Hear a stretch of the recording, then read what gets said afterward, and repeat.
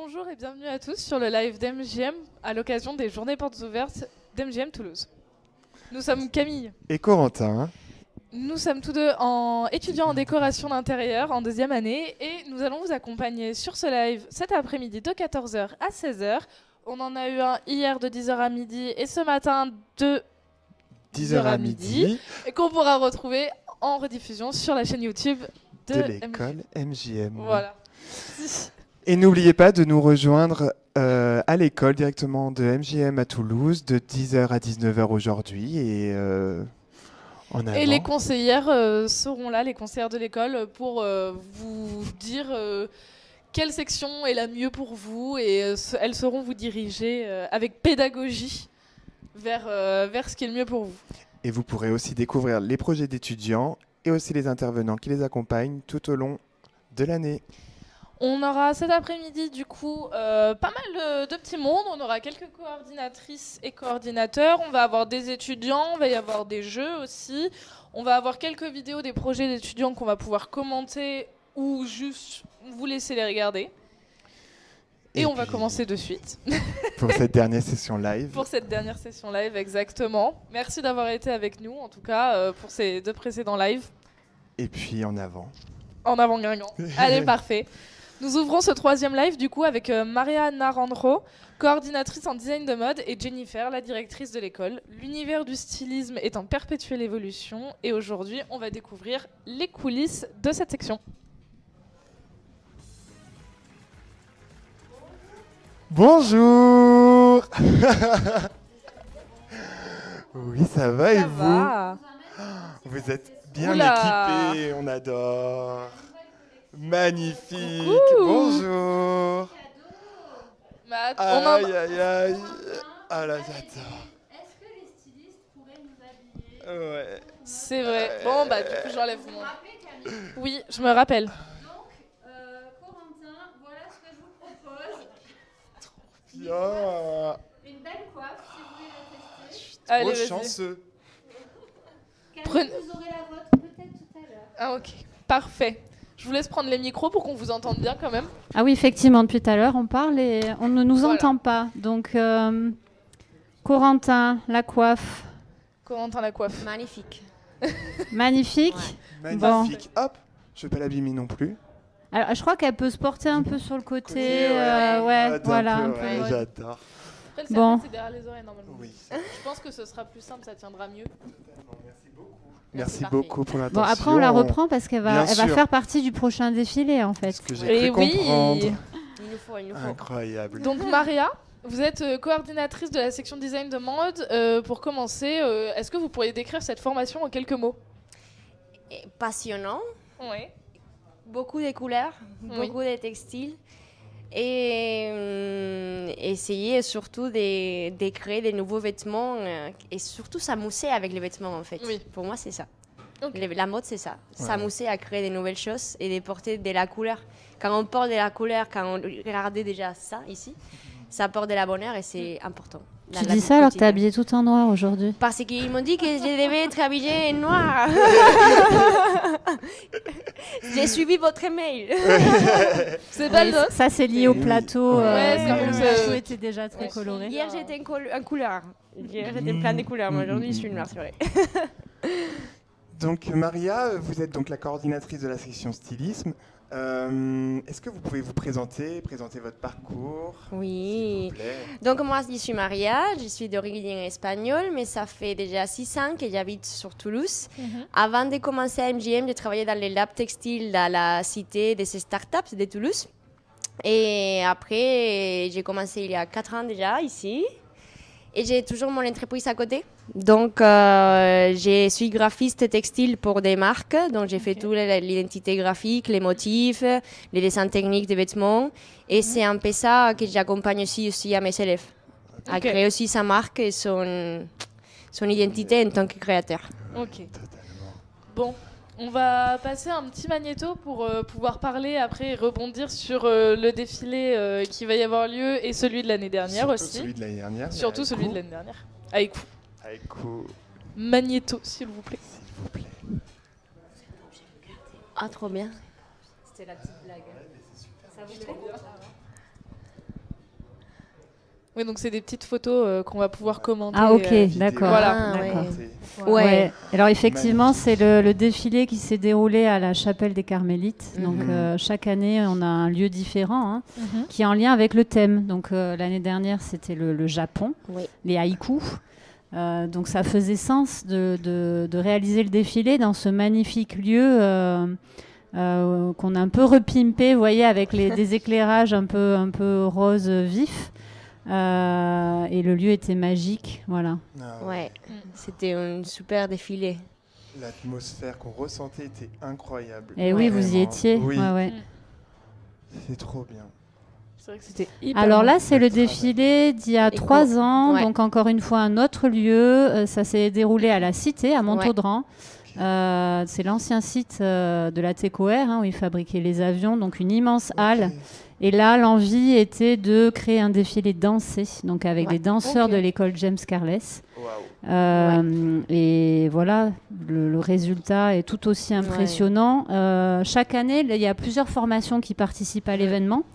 Donc cette année-là, c'était la section architecture d'intérieur. Vous voyez qu'il y avait réalisé les grandes structures en bambou, dans lesquelles les danseurs déambulaient et l'utilisaient dans leur chorégraphie. Donc encore une soirée mémorable. Maria, ça rappelle de bons souvenirs. Quel des bons souvenirs, c'est vrai. Et le choix des lieux, donc c'est vous deux qui choisissez par rapport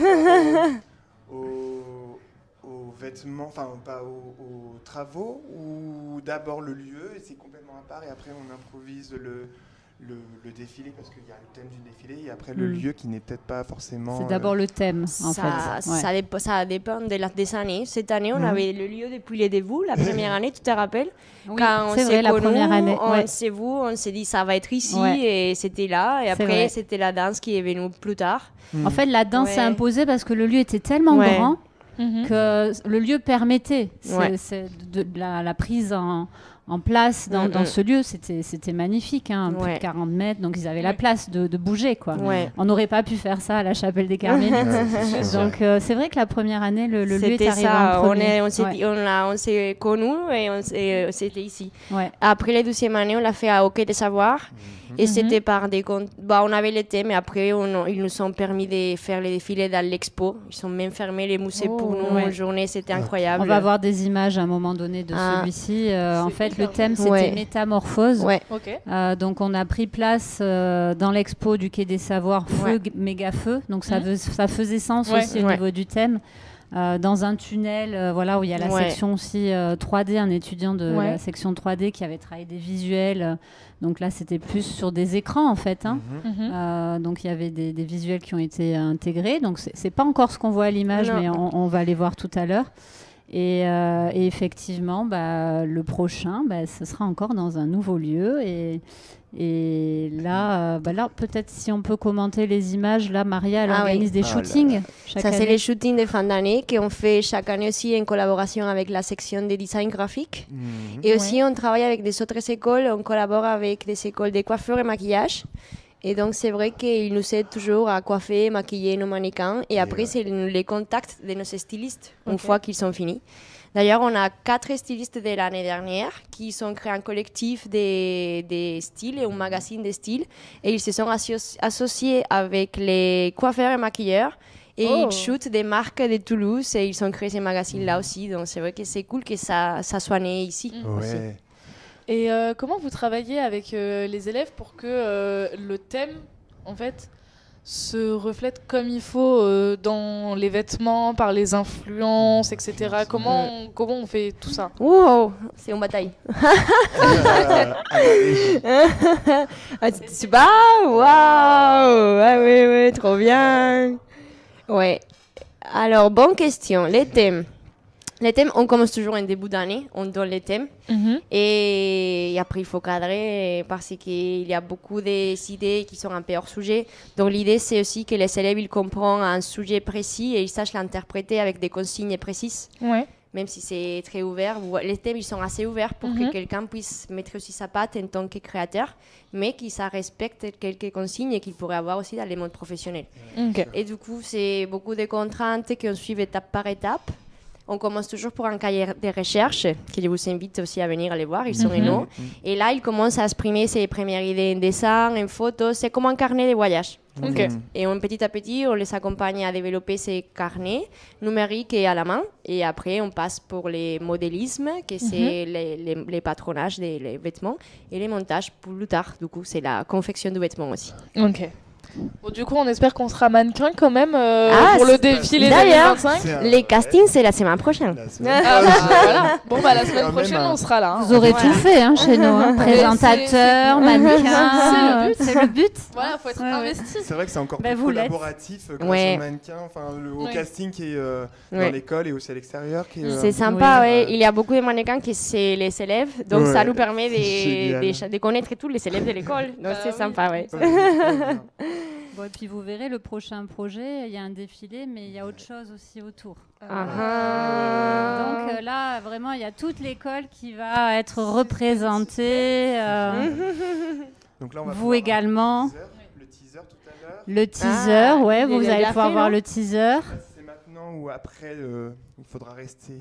Je crois que le prochain interview peut-être. Oui, c'est le prochain interview parce que vous allez recevoir en fait il y a une collaboration entre les motion designers, les monteurs vidéo, montage vidéo également et la section illustration art digital qui ont fait une collab, on les a mis ensemble et en 3 jours donc ils étaient en groupe, ils ont réalisé le teaser ensemble alors qu'ils ne se connaissaient pas, donc c'était un gros challenge, mais ils vous en parleront effectivement tout à l'heure. Et là on vous a emmené aussi des petites voilà, des petites statuettes. Ça a été fait là. Chercher des volumes qu'ils ont fait la première année. Pour les JPO, donc en très peu de temps aussi. Et vous en avez plein, vous avez dû les voir dans la salle.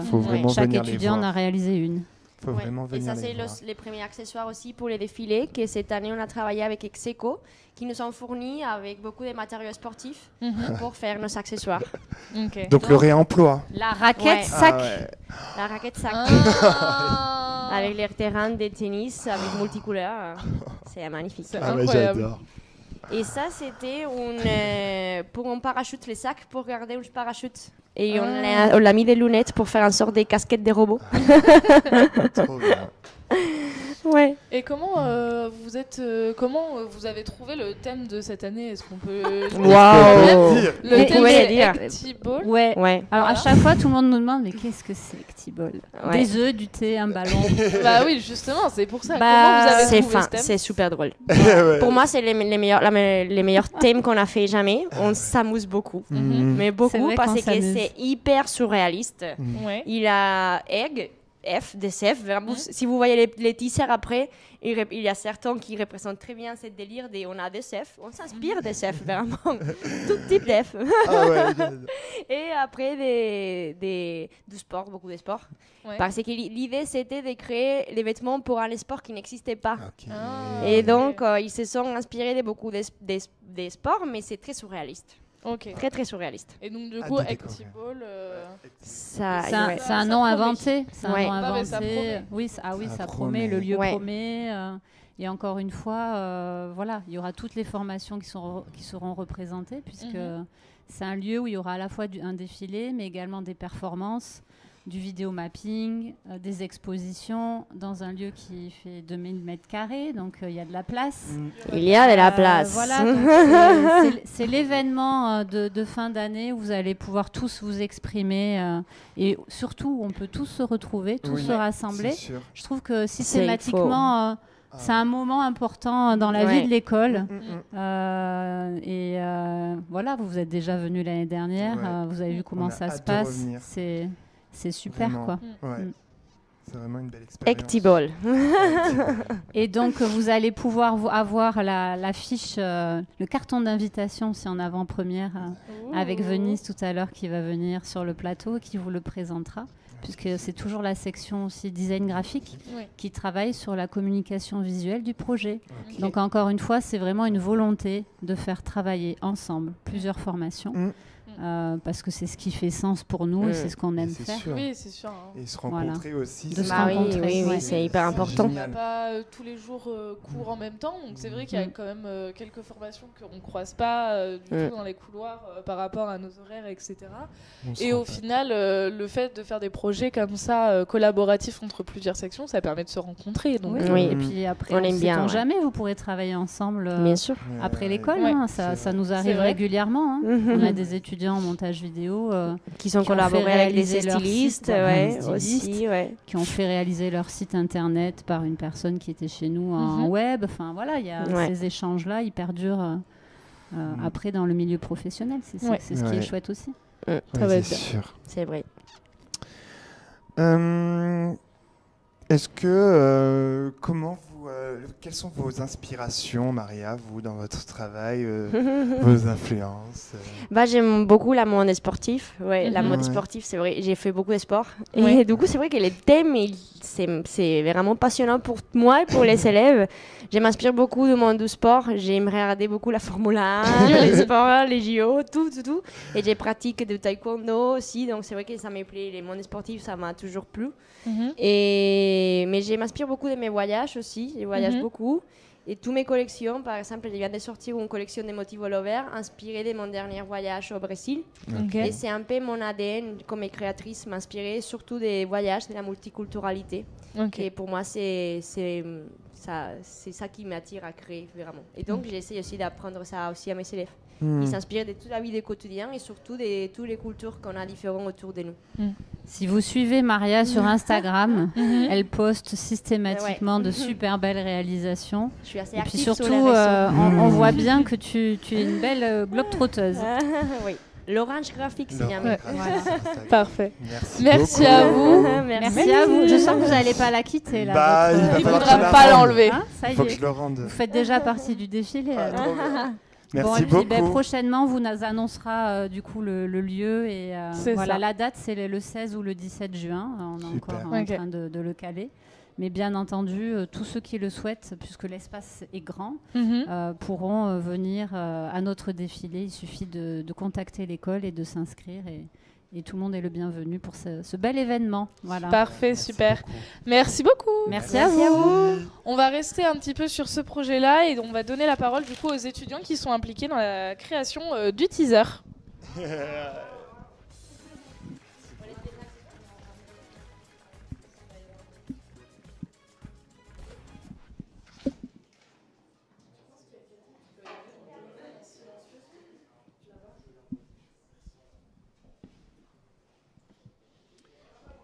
Et donc, pour parler du teaser du défilé, nous accueillons les monteurs vidéo et les machine design qui ont participé à ce projet. Ou plutôt les archives. Bonjour, rebonjour. Rebonjour. Rebonjour. Bonjour. Mathieu. Du coup, on va plutôt parler de l'architecture finalement. Plaît-il ? Au final ? Non. Au motion design, pardon. Tout à fait. Ouais. Pour le teaser du défilé. Ce qu'on vient de dire. Super. On est là. Mais ouais, mais j'ai fait la bourde tout à l'heure et je refais la bourde maintenant, c'est pas grave. C'est pas grave. T'aimes pas les motion design ? Non, pas du tout. Alors du coup, tout d'abord, vous pouvez nous expliquer votre démarche créative et comment est-ce que vous avez décidé d'aborder ce projet de teaser pour le défilé ?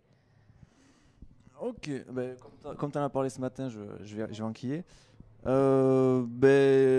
Aborder avec pas de choix en fait. Parce qu'on n'a pas eu le choix de le faire. Donc voilà, on a travaillé avec des gens avec qui on n'avait jamais bossé avant, des sections qu'on ne connaissait pas.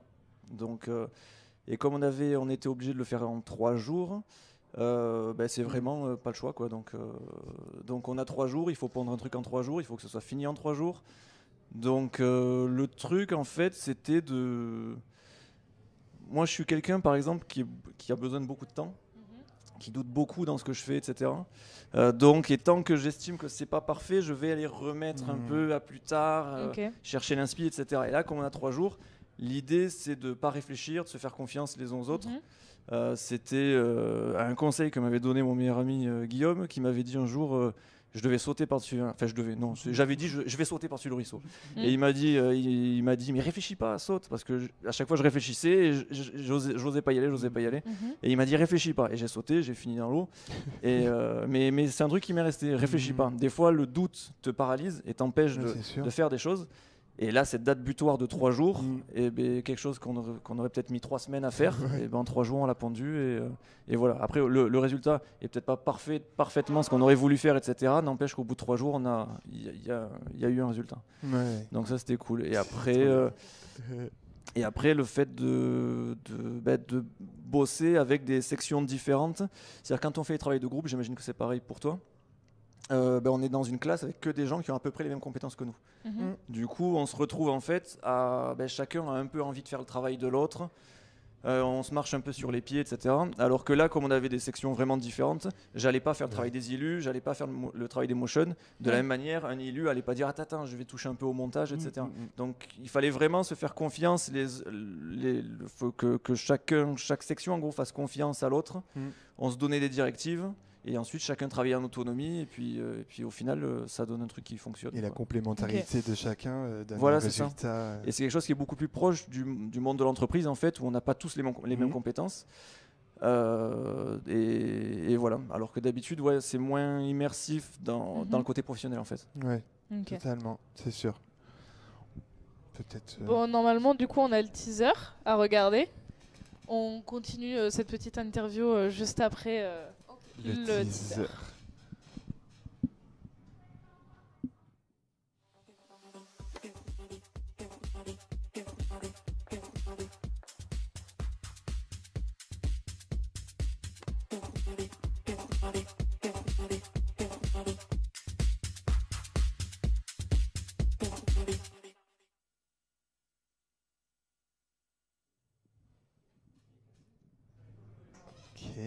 Je pense que c'est terminé surtout. C'est terminé. Trop bien. C'est le deuxième. Voilà, celui-là, c'était celui de mon groupe.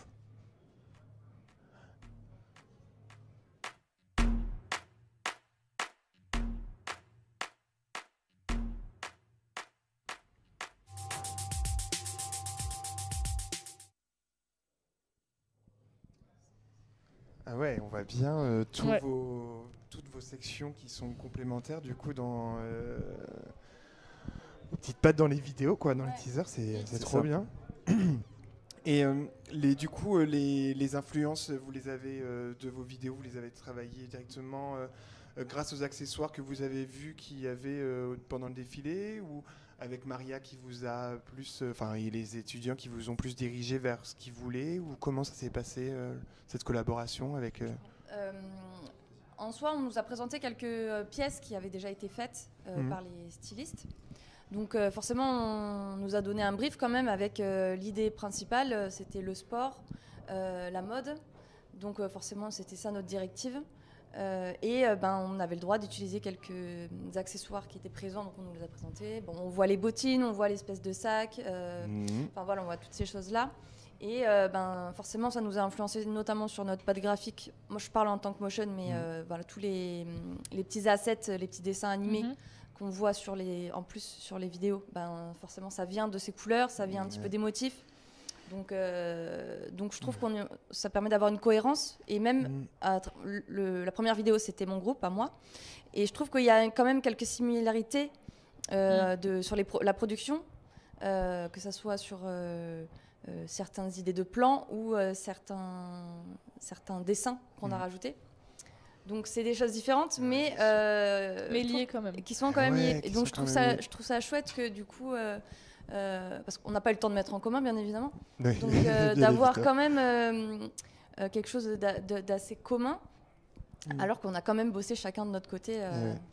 Donc ça, c'était, je trouve que c'est vraiment chouette. Et pareil, je trouve qu'on a bien tous réussi le challenge, quoi. Donc non, franchement, je suis contente de nous sur ce petit projet. Ouais. Et c'est marrant parce que moi, j'ai eu l'impression inverse sur le côté similaire. C'est-à-dire que moi, je pensais qu'on allait vraiment faire tous la même chose, et quand j'ai vu le résultat, je me suis dit, mais attends, on a tous fait des trucs vraiment différents. Donc oui, il y a des similitudes qui sont amenées par le thème, etc. On a un thème commun, donc forcément, il y a des similitudes. Et après, j'ai trouvé quand même qu'il y avait des trucs assez assez différent. J'ai trouvé le résultat assez différent. Et après, la question était sur l'approche. Nous, dans notre groupe, ça s'est fait de manière un peu organique. Il n'y a pas vraiment eu de personne qui a pris le lead du truc. On a tous amené notre truc et tout et tout. Et il y a un côté un peu comme... c'est-à-dire que là, si on me demande mes influences pour ça, je ne saurais pas du tout le dire maintenant. J'aurais voulu avoir le nom du bouquin, je ne sais plus. C'est Tim Burton dans un bouquin, il revient sur toute sa carrière. On lui pose plein de questions en fait. Et ça veut dire quoi? Et ça veut dire quoi? Et pourquoi ça fait ça? Il dit je sais pas. Il dit je sais pas. Et il dit pour comprendre mes films, j'ai besoin de 3-4 ans. C'est-à-dire que 3-4 ans après la sortie du film, il regarde un de ses films et il dit ah mais ça devait être par rapport à l'amour de mon père, ça c'est par rapport. Et en fait, il est incapable de. Voilà. Et pour nous, on est parti sur l'idée du rebond en fait. C'est parti de en fait le rythme avec lequel les mannequins marchent, qui est très pas mécanique, mais voilà, tac, tac, tac, tac. Et en fait, on a lié ça avec la goutte qui rebondit dans la tasse de thé, vu qu'il y avait le thème du thé. Et à la base, on devait aussi avoir un ballon de basket qui rebondit de manière infinie. Parce que normalement, un ballon de basket, quand il tombe, à chaque fois, il saute un peu moins haut, jusqu'à s'arrêter. Et en gros, l'idée, c'était de faire un reverse et que ça saute, voilà, et de marquer des temps comme ça, avec des rattrapages de points aussi, qui marquent des rebonds dans des rattrapages de points, c'est-à-dire le passage du flou au net. Et au final, 20 secondes, je pensais que c'était très long sur un montage dynamique, même si le nôtre n'est pas méga dynamique. Et au final, ça s'avérait super court, quoi. Donc au final, toutes les idées qu'on avait, on n'a pas tout mis dedans, parce qu'au final, c'était assez short. Ça, en fait, on va faire des concessions à un moment donné, parce qu'en fait, on a plein d'idées. Je me souviens, le brainstorming a été plutôt prolifique, en fait. Et en fait, à un moment donné, on s'est dit, on est peut-être un peu trop ambitieux parce que finalement, c'est que 20 secondes. Et peut-être qu'on n'utilisera même pas ce plan au final, parce que ça ne marchera pas, même si on a pensé le scénario. Mais on se dit, en fait, ça va prendre trop de temps à l'écran. On a besoin d'un truc qui... Donc, on fait des choix différents. Et même pendant le tournage, forcément, il y a bien des moments où on se dit, non, en fait, c'est mieux ça. Vas-y, on fait ça. Ou des idées qui sont arrivées... sur l'instant. Donc, mais je trouve que ça fait des propositions vidéo vraiment cool, quoi. C'est vrai, c'est ça le truc. C'est que ça rejoint ce que je disais sur le doute tout à l'heure. C'est que sur des projets comme ça, on n'a pas le temps de tout prévoir exactement ce qu'on va faire. Et il y a plein d'idées qu'on trouve dans l'instant en fait. Par exemple, tout ce qu'on a fait avec le modèle Mathilda, qu'on voit marcher dans notre truc, c'est elle qui porte les bottines qu'on voit, etc. Et tout. En fait, on allait dans un lieu dans lequel va peut-être se tourner le défilé de l'école. Et en fait, on est arrivé là-bas, il y avait un mur de tac qu'on voulait utiliser et le truc avec les fils qu'on voulait utiliser. Et en fait, sur le truc, on a trouvé les sièges sur lesquels elle est assise, avec ce fond bleu, etc. Et en fait, en tournage, il y a plein de trucs qu'on peut trouver sur l'instant. Il n'y a pas besoin de vraiment storyboarder absolument tout et savoir exactement où on va, parce qu'après, le risque, c'est de ne pas réussir à en sortir de tout ça. Et de faire un truc qui est un peu trop mécanique, pas assez organique. Et voilà. Et j'y pense tant que j'y pense maintenant, je sais pas combien il reste de temps. Mais c'était pour citer les gens qui ont bossé avec moi, parce que du coup là il y a mon nom mais il n'y a pas les autres. Il y a Lisandre qui est en motion, Yaya qui est en motion, et Evan et Hugo qui sont en élu. Donc c'est vrai qu'il y a un groupe derrière. Et du coup, suite à ça, là vous avez parlé des 20 secondes. Mais du coup, est-ce qu'il y avait d'autres contraintes très particulières à respecter sur le style, sur le format aussi? Parce que là, on voit que c'est du format portrait, mais pourquoi pas du paysage Déjà, la destination, c'était pour les réseaux sociaux, donc forcément, on part sur du vertical. En termes d'export, après, quand on tourne, on a aussi tourné, on peut aussi tourner en paysage. En pensant que il faut prendre un peu plus loin parce qu'on va forcément cropper le plan à un moment donné quand on va monter. Au cas où il y ait besoin d'une version longue, ce genre de truc, donc, ou un autre format. Donc ça, on y réfléchit avant. Après, quand on a un brief où on nous dit on veut ça, si derrière on dit finalement je voulais du paysage, en fait c'est trop tard. Je suis désolée, mais on a filmé à l'iPhone en portrait. Ça va être compliqué de faire un autre format. Donc après, c'est aussi à nous d'accompagner le client quand on a ce genre de demande où c'est trop tard en fait.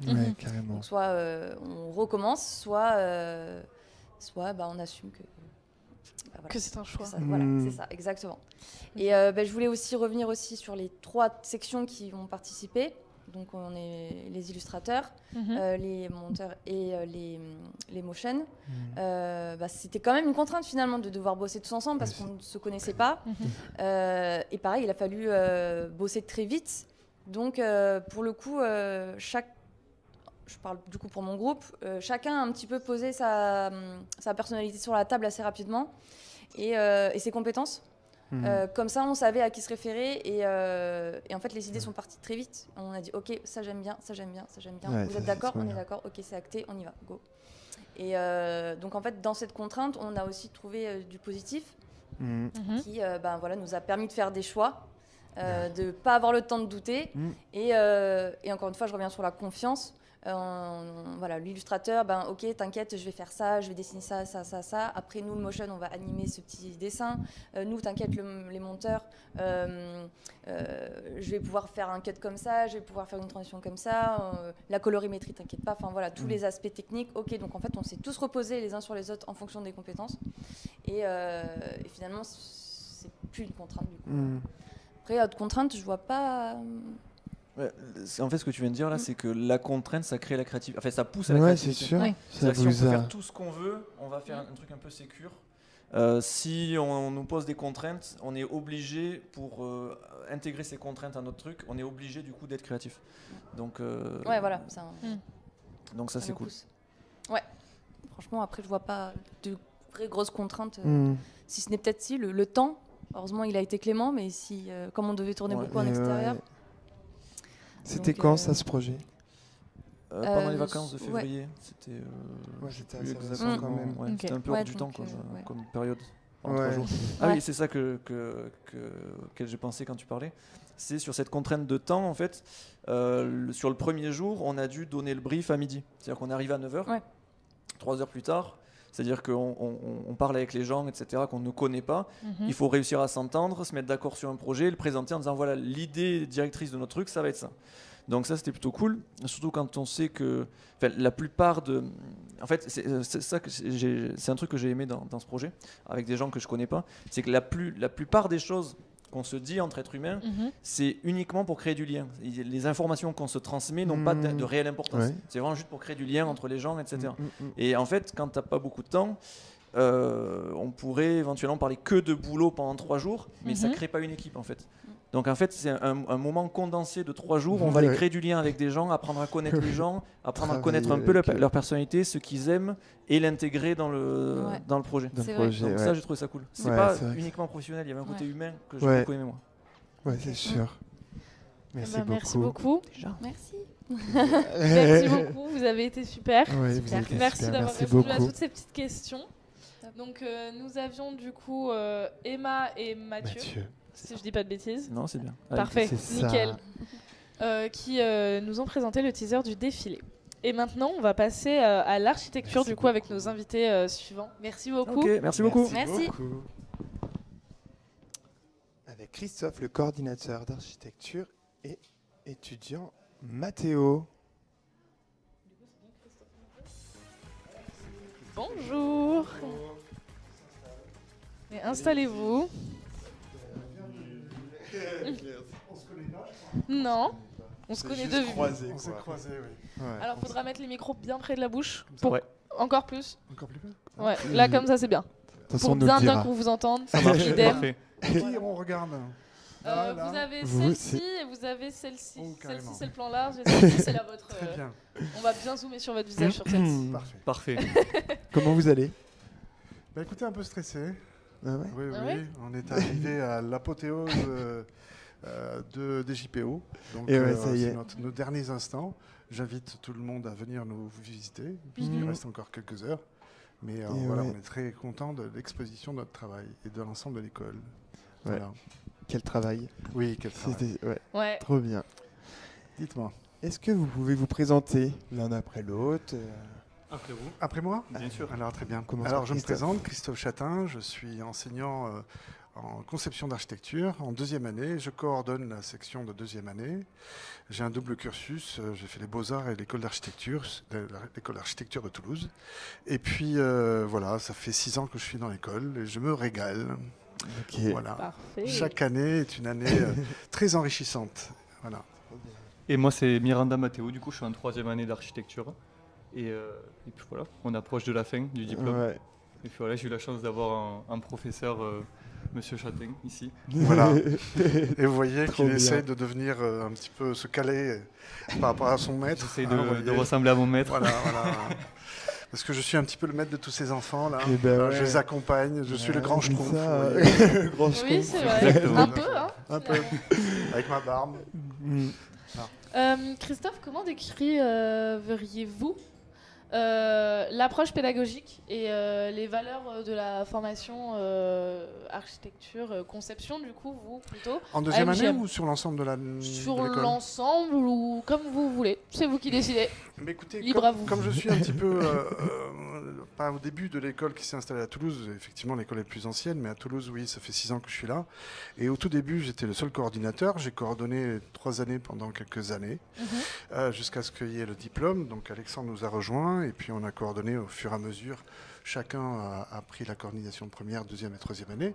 Mais ce qu'on a essayé de faire, je ne sais pas si Alexandre ce matin vous en a parlé, c'est d'ouvrir un petit peu le champ des actions autour de l'architecture de façon générale et pas simplement que l'architecture d'intérieur. Donc on apprend à ces jeunes à avoir des notions d'architecture, de paysage, d'urbanisme, d'analyse du contexte et si on pouvait aussi caler un peu de sociologie, un peu d'histoire, un peu de tendance. Donc ça fait que quand ils sortent de la formation, ils sont complets. Ils ont une formation complète, ouverte à l'architecture, ce qui leur permettra aussi d'aller sonner aux portes des cabinets d'architectes. Donc ça leur fait deux possibilités de trouver de l'emploi. Et jusqu'à présent, les retours qu'on a eus, c'est qu'il y a beaucoup de jeunes qui sont aussi embauchés dans les cabinets d'archi. Donc c'est parfait, c'est sûr. Alors je dis ça pourquoi ? Parce que je me suis rendu compte que dans les agences que j'ai pu croiser, il y avait énormément de profils atypiques et qu'on laisse la place à ces jeunes d'aller sonner aux portes des architectes. Ils ne font pas de ségrégation, je sais pas, de racisme contre les architectes d'intérieur, mais au contraire, ils les font venir parce que dans leur agence, ils ne s'occupent pas trop des petits détails. Et d'avoir quelqu'un qui va un peu en profondeur de la matière, de la couleur et des détails architecturaux va aider le projet de leur agence. Donc il ne faut pas qu'ils hésitent, qu'ils soient timides d'aller taper aux portes des architectes. Ok, parfait. Quelle belle réponse. Et toi Mathéo, les projets cette année, tu peux nous en parler ou les projets que tu as effectués pendant ces 3 ans de formation, est-ce que tu en as un qui... Ouais, franchement, je trouve qu'ils sont différents tous et c'est très intéressant parce que comme Monsieur Christophe Châtain en parlait juste avant, au moins on voit beaucoup de choses. On a du coup la possibilité de créer avec plusieurs sujets différents et donc je trouve ça ultra intéressant parce qu'on passe du coup de projets architecturaux comme architecturaux d'intérieur. Donc l'avantage c'est qu'on peut vraiment voir plusieurs choses comme du design, comme on a fait les chaises justement dans la salle juste au-dessus. Donc franchement il n'y a pas un seul projet que je retiens, moi je les retiens tous et on peut tous les utiliser à bon escient et je trouve ça super bien quoi. Dans leur portfolio, ils vont avoir une collection d'exercices à toutes les échelles. C'est ça. On a commencé avec des sortes de tiny house, des colleges, on passe vers des architectures du patrimoine avec par exemple l'aménagement d'un appartement haussmannien. Donc ils travaillent sur l'intériorité des appartements ou des locaux commerciaux. Ils peuvent faire des restaurants, ils peuvent faire aussi des événementiels en faisant des stands pour une marque. Un salon, de la scénographie aussi. On travaille sur le patrimoine à une échelle plus grande, sur des greffes sur le bâtiment ancien, sur la restauration de châteaux. Moi, je les ai fait travailler sur des hôtels. Et un sujet très important, pardon de vous couper, mais l'immeuble Péri, du coup, qui est la réhabilitation d'un immeuble qui est juste place de la Trinité au-dessus, qui est un sujet, je trouve, très intéressant, du coup, parce que c'était la réhabilitation du coup d'un bâtiment qui est juste à côté et qui est classé. Et qui est très important, et c'était à très grande échelle du coup. Ouais, là c'est vraiment un sujet. C'était aussi intéressant de voir un gros projet comme ça, quoi. Ouais, carrément. Architecture du XXe siècle, c'est un patrimoine aussi qui doit être mis en valeur. Donc là aussi, on essaye de leur proposer des sujets où ils peuvent aussi apprécier la qualité architecturale de l'architecture moderne, pas simplement que celle qui est classique. Ouais. Voilà. Et avoir une culture... un panel de culture sur tout. Et d'avoir presque tout essayé avant de sortir d'ici, du coup, pour s'attendre à un peu tout à la sortie. Quoi. Ouais, carrément. Et quel logiciel vous apprenez un peu aux élèves dans la formation, dans la section archi ? Quel logiciel vous utilisez ? Alors, le logiciel que j'aime utiliser, c'est le logiciel humain. Et le crayon. Le crayon. Si on commence directement avec les logiciels informatiques ou intelligence artificielle, je ne suis pas réfractaire du tout à ça, mais je pense qu'il y a des temporalités qu'il faut respecter. On va commencer par le dessin à la main. Donc en première année, c'est ce qu'ils font. Et les premiers exercices que l'on fait en deuxième année, en premier trimestre, c'est un travail de rappel. Et on l'applique à l'architecture d'intérieur pour le réaménagement d'un appartement haussmannien. Tout travaillé à la main. Après, on va monter en difficulté avec les logiciels informatiques comme Archicad ou AutoCAD. Après, il va y avoir des applications qui servent à illustrer le prototype ou la maquette 3D en les intégrant dans les logiciels type Twinmotion ou V-Ray ou Blender. C'est ça. Ce qui leur permet de créer un monde virtuel mais quasi réaliste. Et c'est impressionnant de voir ça. J'aimerais bien faire pareil. Mais c'est vrai qu'on a vu ce matin des petits extraits de vos travaux. Tout de suite, sur le thème les rendus réalistes.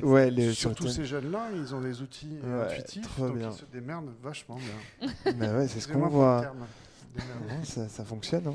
Non, on essaye de voir, en fait, on nous apprend beaucoup de logiciels et en fait, du coup, on prend ce qui nous vont le mieux. C'est ça, quoi. Donc, on apprend tout un peu ce qui se fait, donc Archicad, AutoCAD, etc. Et après, on prend ce qui nous vont le mieux et qui sont le plus adaptés pour nous, quoi, en gros. Je pense que le meilleur des outils ou de logiciels, c'est la méthode. Nous, on essaye de leur apprendre une méthode, c'est-à-dire utiliser tous ces médiums-là pour en faire leur sauce, leur signature, leur écriture, leur démarche professionnelle. Parce que soit ils la vendront à titre individuel, soit ils la mettront au service de l'entreprise. Donc, ce qui veut dire que plus ils ont les outils, et plus ils pourront être acceptés par leur employeur, parce qu'ils pourront dire on a travaillé sur Archicad, on a travaillé sur AutoCAD, on a travaillé sur les Vectorworks. Qu'est-ce qu'on a fait aussi? Revit. Et puis après, il y a le logiciel traditionnel de retouche photo, Photoshop, et toute la suite Adobe. La suite Adobe, qu'est-ce qu'on a d'autre? On a SketchUp. Bon, ça, SketchUp, vous le savez un petit peu, vous venez à l'école, vous avez un petit peu pratiqué, je crois, souvent. C'est assez ludique comme logiciel, il est gratuit en plus. Donc ça aussi, j'invite tous les jeunes qui veulent rentrer à MGM de se pré-former un petit peu au dessin avec SketchUp. Et puis après, on a le choix comme ça de l'outil, en fait, en ayant testé un peu le panel de tous les outils qu'il y a, on a le choix après de prendre ce qui nous plaît ou pas. Donc, exactement. Ça, c'est trop bien. Alors ça, c'est une méthode que j'ai croisée à l'école des Beaux-Arts. À l'école des Beaux-Arts de Toulouse, on avait des troncs communs la première et deuxième année où on n'était pas encore, on se prétendait pas être des peintres, des communicants ou des architectes ou des décorateurs d'intérieur ou des designers. Mais première et deuxième année, c'était des troncs communs, donc on faisait de tout. Et je pense que ça, c'est très formateur. On faisait de la peinture, la sculpture, la photo, la lithographie, la sérigraphie, tous les ateliers un peu traditionnels. Et à l'école, on essaye d'intégrer ce genre de choses. On prépare, je crois. On prépare avec Maïté, avec certains professeurs, Pierre Lebar, par exemple, qui aide justement à transmettre ces savoirs un peu traditionnels. Et après, au fur et à mesure des années, les intégrations dans l'école, tous les outils qu'on utilise sont les outils professionnels que l'on retrouve dans les agences. Donc, et Mathéo, tu donnerais quoi comme conseil aux futurs étudiants qui aimeraient venir à MGM? Quelle bonne question.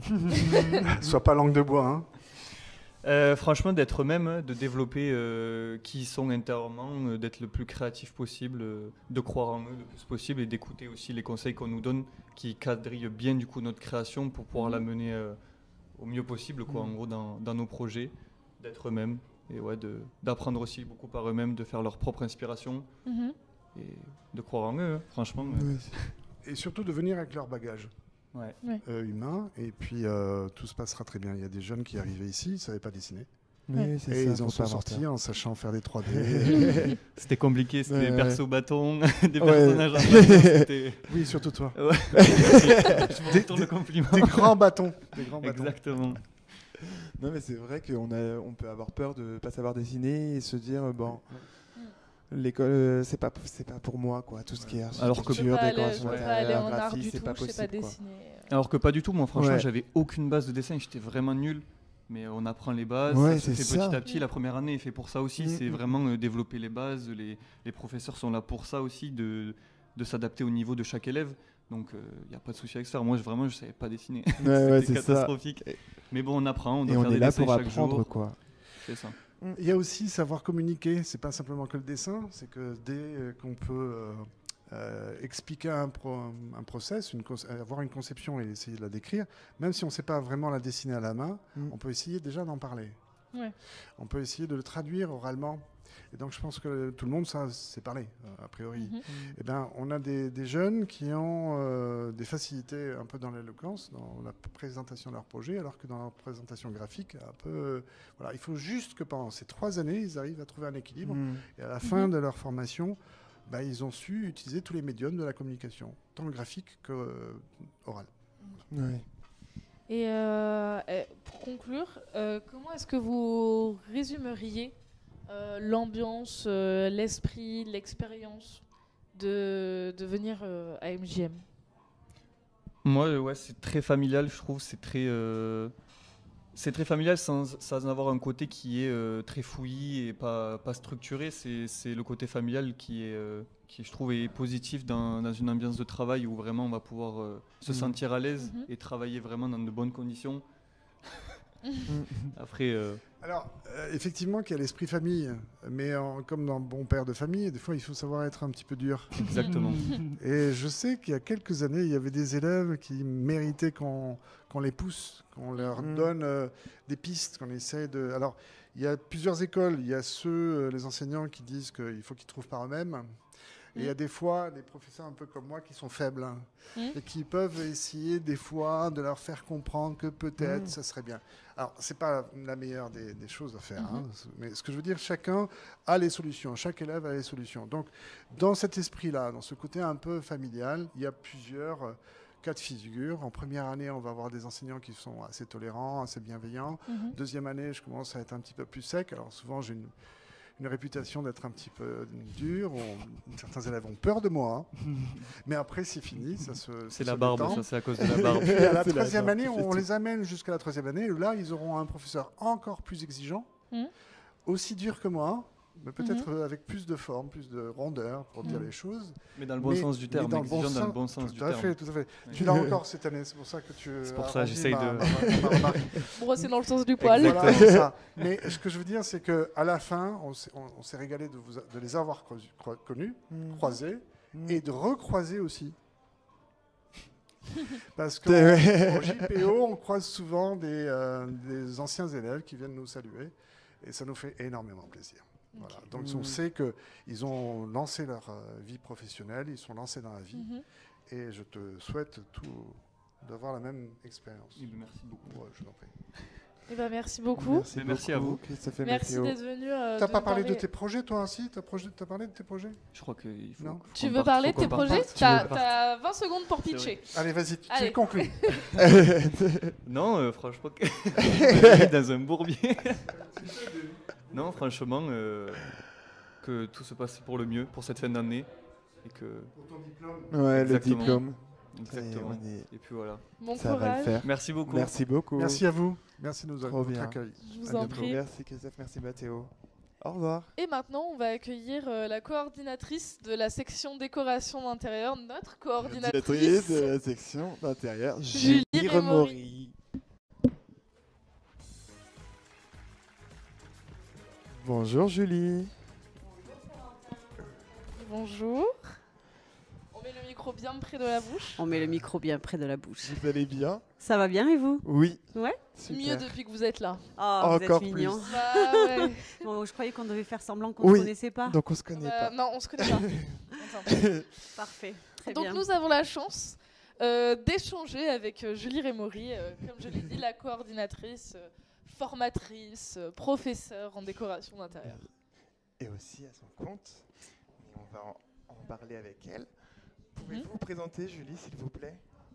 Moi, me présenter moi-même ou présenter ma société? Les deux. Les deux. Alors, moi j'ai un cursus d'art appliqué, après j'ai fait du marketing de mode, donc tout naturellement je me suis dirigée vers le visual merchandising, donc je fais de la scénographie de vitrine et de l'aménagement de boutique. Et ensuite, je suis effectivement coordinatrice de la section déco à MJM avec des étudiants géniaux. Oui. En particulier ceux que vous avez devant vous. Mais bon, tout à fait. On va pas leur faire que des éloges à ceux-là. Non, c'est bon, on en a assez. Et du coup, vous n'avez pas parlé de votre entreprise? Alors, mon entreprise, si, je fais du merchandising visuel, donc de la scénographie, vitrine, pour des commerçants, prioritairement des opticiens. Ouais. Donc, c'est assez intéressant parce qu'on travaille vraiment à la minutie, parce que c'est des décors qui sont assez...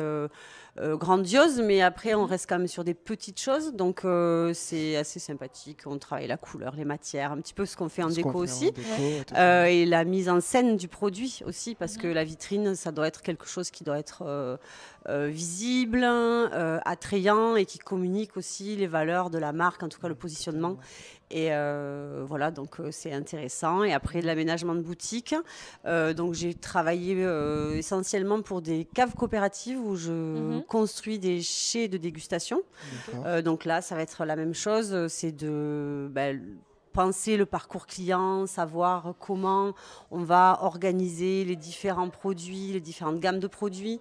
Et donc tout en réfléchissant effectivement aux ambiances, à l'éclairage, à la mise en scène, aux matériaux et aux couleurs. Tout ce qui nous amène à la décoration d'intérieur. Exactement. Que vous coordonnez donc à l'école. Est-ce que vous pouvez nous parler un peu de cette section de décoration d'intérieur, ce qu'on y apprend? Alors, en décoration d'intérieur, en première année, on va surtout apprendre les bases. Donc, on va avoir tout ce qui est technique. Ça va être le dessin, les refs, perspectives. On va avoir tout ce qui est logiciel en 2D, donc Photoshop, Illustrator et InDesign. Après, il va y avoir tout ce qui est 3D avec SketchUp et les plans sur AutoCAD. Donc, ça, c'est vraiment les bases. On va aussi apprendre la maquette, associer les couleurs, les matériaux, technologie des matériaux. Qu'est-ce que j'oublie? Histoire de l'art, tout à fait. Culture tendance, pour être vraiment à fond sur tout ce qui se passe en ce moment. Et puis voilà, éveiller la curiosité en tout cas des étudiants.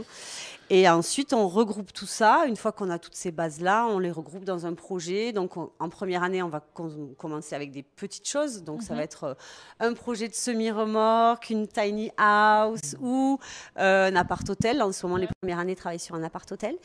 Et ensuite, en deuxième année, on va vraiment se dire que les bases sont acquises. Et donc, on part sur des projets un peu plus gros où on va passer à des appartements, des restaurants, des hôtels, des choses un peu plus ambitieuses, on va dire. Ok.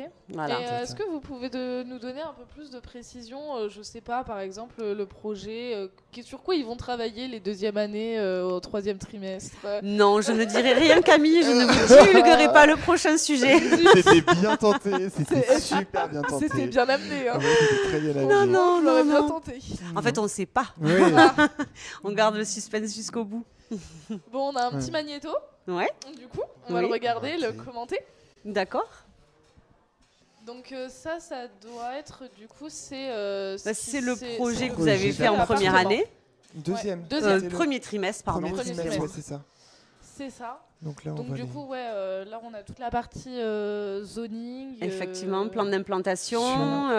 On peut aussi, effectivement, parce que comme on travaille en décoration, on travaille avec des artisans. Donc, c'est important de pouvoir communiquer des plans techniques, justement, par rapport aux idées qu'on a eues sur l'aménagement de cet espace-là. Donc, on demande aux étudiants, effectivement, de faire des dessins techniques, des zooms techniques, de manière à ce qu'on puisse transmettre aux artisans pour qu'ils puissent réaliser les meubles sur mesure. Donc ça, c'est important.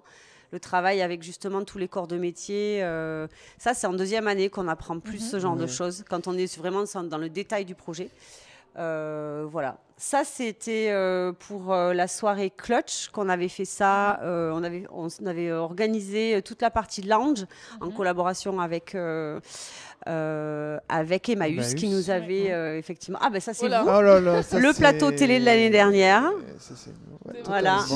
Et ça, c'était les réalisations qu'on avait fait justement. On avait fait des stèles pour la soirée Clutch au Jacobin. Donc on avait fait avec de la récupération. En fait, c'était vraiment de l'upcycling. C'est important de communiquer ces valeurs-là aux étudiants, de travailler avec la récupération, de faire de l'upcycling. Voilà.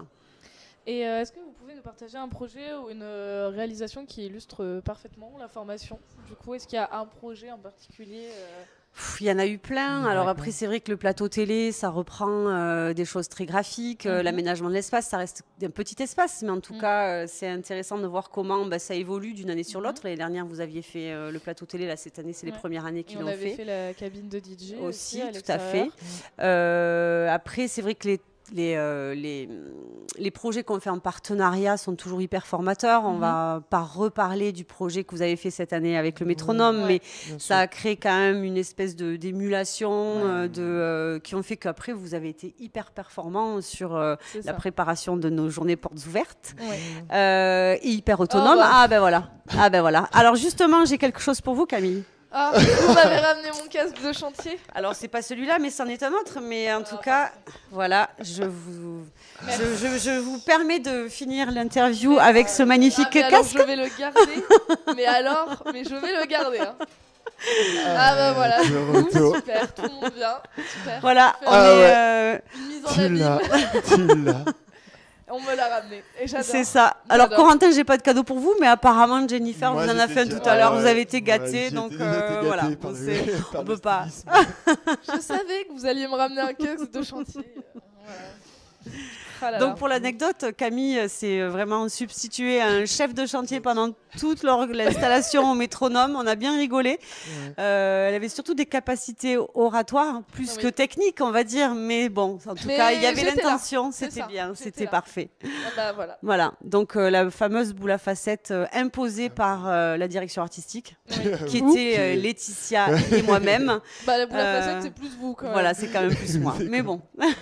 Et du coup, en parlant de boule à facettes, on peut parler de vos inspirations. De quoi vous vous inspirez personnellement ? Tout. Parce que nous, on le sait. Mais... alors, en fait, ce qui est intéressant, ce qui est important, c'est de s'inspirer bien évidemment de ce qui s'offre à nous. Donc les magazines, les reportages, ce sont les blogs, les Instagram de chaque personnalité, des designers, des documentaires aussi pour apprendre un peu les méthodologies, la démarche, ce genre de choses. Mais aussi, ça peut être des paysages, des instants de vie, le détail d'un sweat de quelqu'un qui a passé dans la rue, des associations de couleurs qu'on peut voir sur je sais pas, un packaging. Donc il faut vraiment avoir l'œil et être tout le temps à l'écoute, ou en tout cas pas à l'écoute, mais en tout cas utiliser ses yeux alertes, effectivement, de tous les signaux, de tout ce qui se passe autour de nous. Et c'est ça qui fait que on développe sa créativité et que finalement on voit aussi le monde de manière beaucoup plus joyeuse et beaucoup plus créative. Et ça fait des étudiants aboutis et complets après à la fin. Non, c'est sûr qu'on a vu la différence déjà, rien que la cohésion la dernière année, de cette dernière semaine assez costaude, mais on voit le résultat et ça fait toujours plaisir. Et qu'est-ce que vous pensez de ce plateau des premières années ? Eh bien, je le trouve magnifique. Je suis très contente du travail qu'ils ont pu faire. Parce que c'est vrai que là, on voit le premier plateau qu'on avait fait en période de Covid. Donc, on a tous des masques. Et on avait fait ça en 2 jours avec les moyens du bord. On est allé chercher du carton-plume, des Posca. Et en 2 jours, pif paf, on a changé la salle de classe. Et le résultat est ce qu'il est. Mais en tout cas, à l'écran, ça rendait bien. Là, on avait fait une vitrine en partenariat, parce qu'effectivement, on a fait des workshops vitrines, étant donné que c'est un peu mon cœur de métier, scénographie. Donc, on avait sollicité Quartier Libre Papier, qui a une super devanture et puis une super identité graphique aussi. Ils font de la papeterie. Et on avait travaillé avec eux, on leur avait proposé plusieurs propositions de vitrines. Et donc, on leur a réalisé une vitrine, donc c'était il y a 2 ans. Ça, c'était des anciennes JPO. On avait travaillé sur des choses un peu plus plus, on va dire, créative, conceptuelle. Donc voilà le résultat de la vitrine qui était... C'est vrai que ça représente bien la boutique en elle-même. Voilà, c'était ça. En fait, il faut toujours travailler sur ce que représente la marque, ce qu'ils sont, pour pouvoir vraiment apporter la touche supplémentaire qui fait que ça va sublimer en fait leurs produits, leur identité aussi. L'état des lieux. L'état des lieux, le fameux état des lieux. Toujours partir de l'existant, vous le savez, du client, de ses préférences, c'est important. Et quel conseil donneriez-vous, que diriez-vous pour donner envie aux gens de venir en section de décoration d'intérieur à MJM ? D'aller voir nos magnifiques JPO. Oui, déjà. Voilà, la salle 10 qui est superbe, étant donné qu'en plus de ça, on a eu la chance de travailler avec, de travailler en tout cas, d'avoir des pièces de designer prêtées par Voltex. Donc c'est quand même vraiment intéressant de voir que c'est pas que du décor, on a aussi des pièces de designer. Donc ça illustre énormément la section avec toute la matérialité, toutes les associations de couleurs, les maquettes et tout ça. Et la question c'était quoi déjà ? Je ne me souviens plus, Camille. Quel conseil vous donneriez Quel conseil futur étudiant Que diriez-vous pour donner envie aux étudiants de venir s'inscrire en décoration d'intérieur Et vous, qu'est-ce que vous donneriez comme conseil aux gens ? Elle nous a fait un miroir. Ah là Elle nous a envoyé un miroir. Non, vraiment. Non, je pense que c'est d'être curieux, de pas avoir de... J'allais dire pas avoir de limite, mais du coup, pas avoir de limite, mais savoir faire des choix aussi. Enfin, ça, c'est tout le travail aussi qu'on apprend. J'allais dire trouver du matériel partout, dans le sens où trouver de l'inspiration partout et ne pas juste se dire... je vais m'inspirer de ce film parce que c'est un film que j'aime bien, et au final chercher le pourquoi j'ai envie de m'inspirer de ça et qu'est-ce qui m'inspire. Vous l'appropriez en fait. Voilà, c'est ça. Ça. Très bien. On a les bons mots-clés, c'est parfait. Je vais pouvoir verbaliser comme il faut. Savoir travailler la verbalisation. Ça, c'est les petites balançoires qu'on a faites l'année dernière. Voilà, et avec la cabine qu'on avait réalisée. Cabine du DJ, c'est ça. En collaboration avec Swed. Avec Swed qu'on a reçu hier. Tout à fait. Voilà. Avec qui vous avez travaillé sur le projet du métronome aussi. Elle nous a suivis pendant un moment. Ouais. Ça, c'était les JPO d'il y a 2 ans, non ? Il y a 2 ans, oui. On avait voulu travailler sur la perception et sur les changements d'espace. Donc, voilà. Le côté un peu perturbant. C'est vrai que cette scénographie un peu violette, ça me faisait penser, on en a parlé hier d'ailleurs avec Swed, ça me fait un peu penser à chez Baba Yaga. Ouais, chez Baba Yaga, tout à fait. C'est vrai. Finalement. Ouais, et quelles sont selon vous les compétences clés pour réussir dans cette formation ? Les compétences clés, c'est la curiosité. Ouais. La curiosité et savoir justement trouver les bonnes inspirations qui vont pouvoir nourrir le projet dans lequel vous êtes engagé. Et par son appropriation, c'est-à-dire qu'est-ce que vous allez en faire de cette curiosité-là, de ces inspirations-là, et comment vous allez les retranscrire en fait de manière adaptée au projet. Voilà, ça c'est important.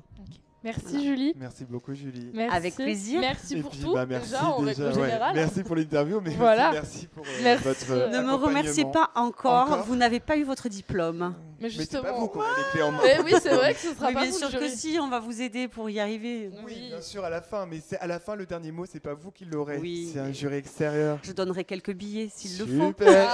Merci Julie. Je plaisante. Merci encore Julie. Bien sûr. Merci. Voilà. Je vous en prie.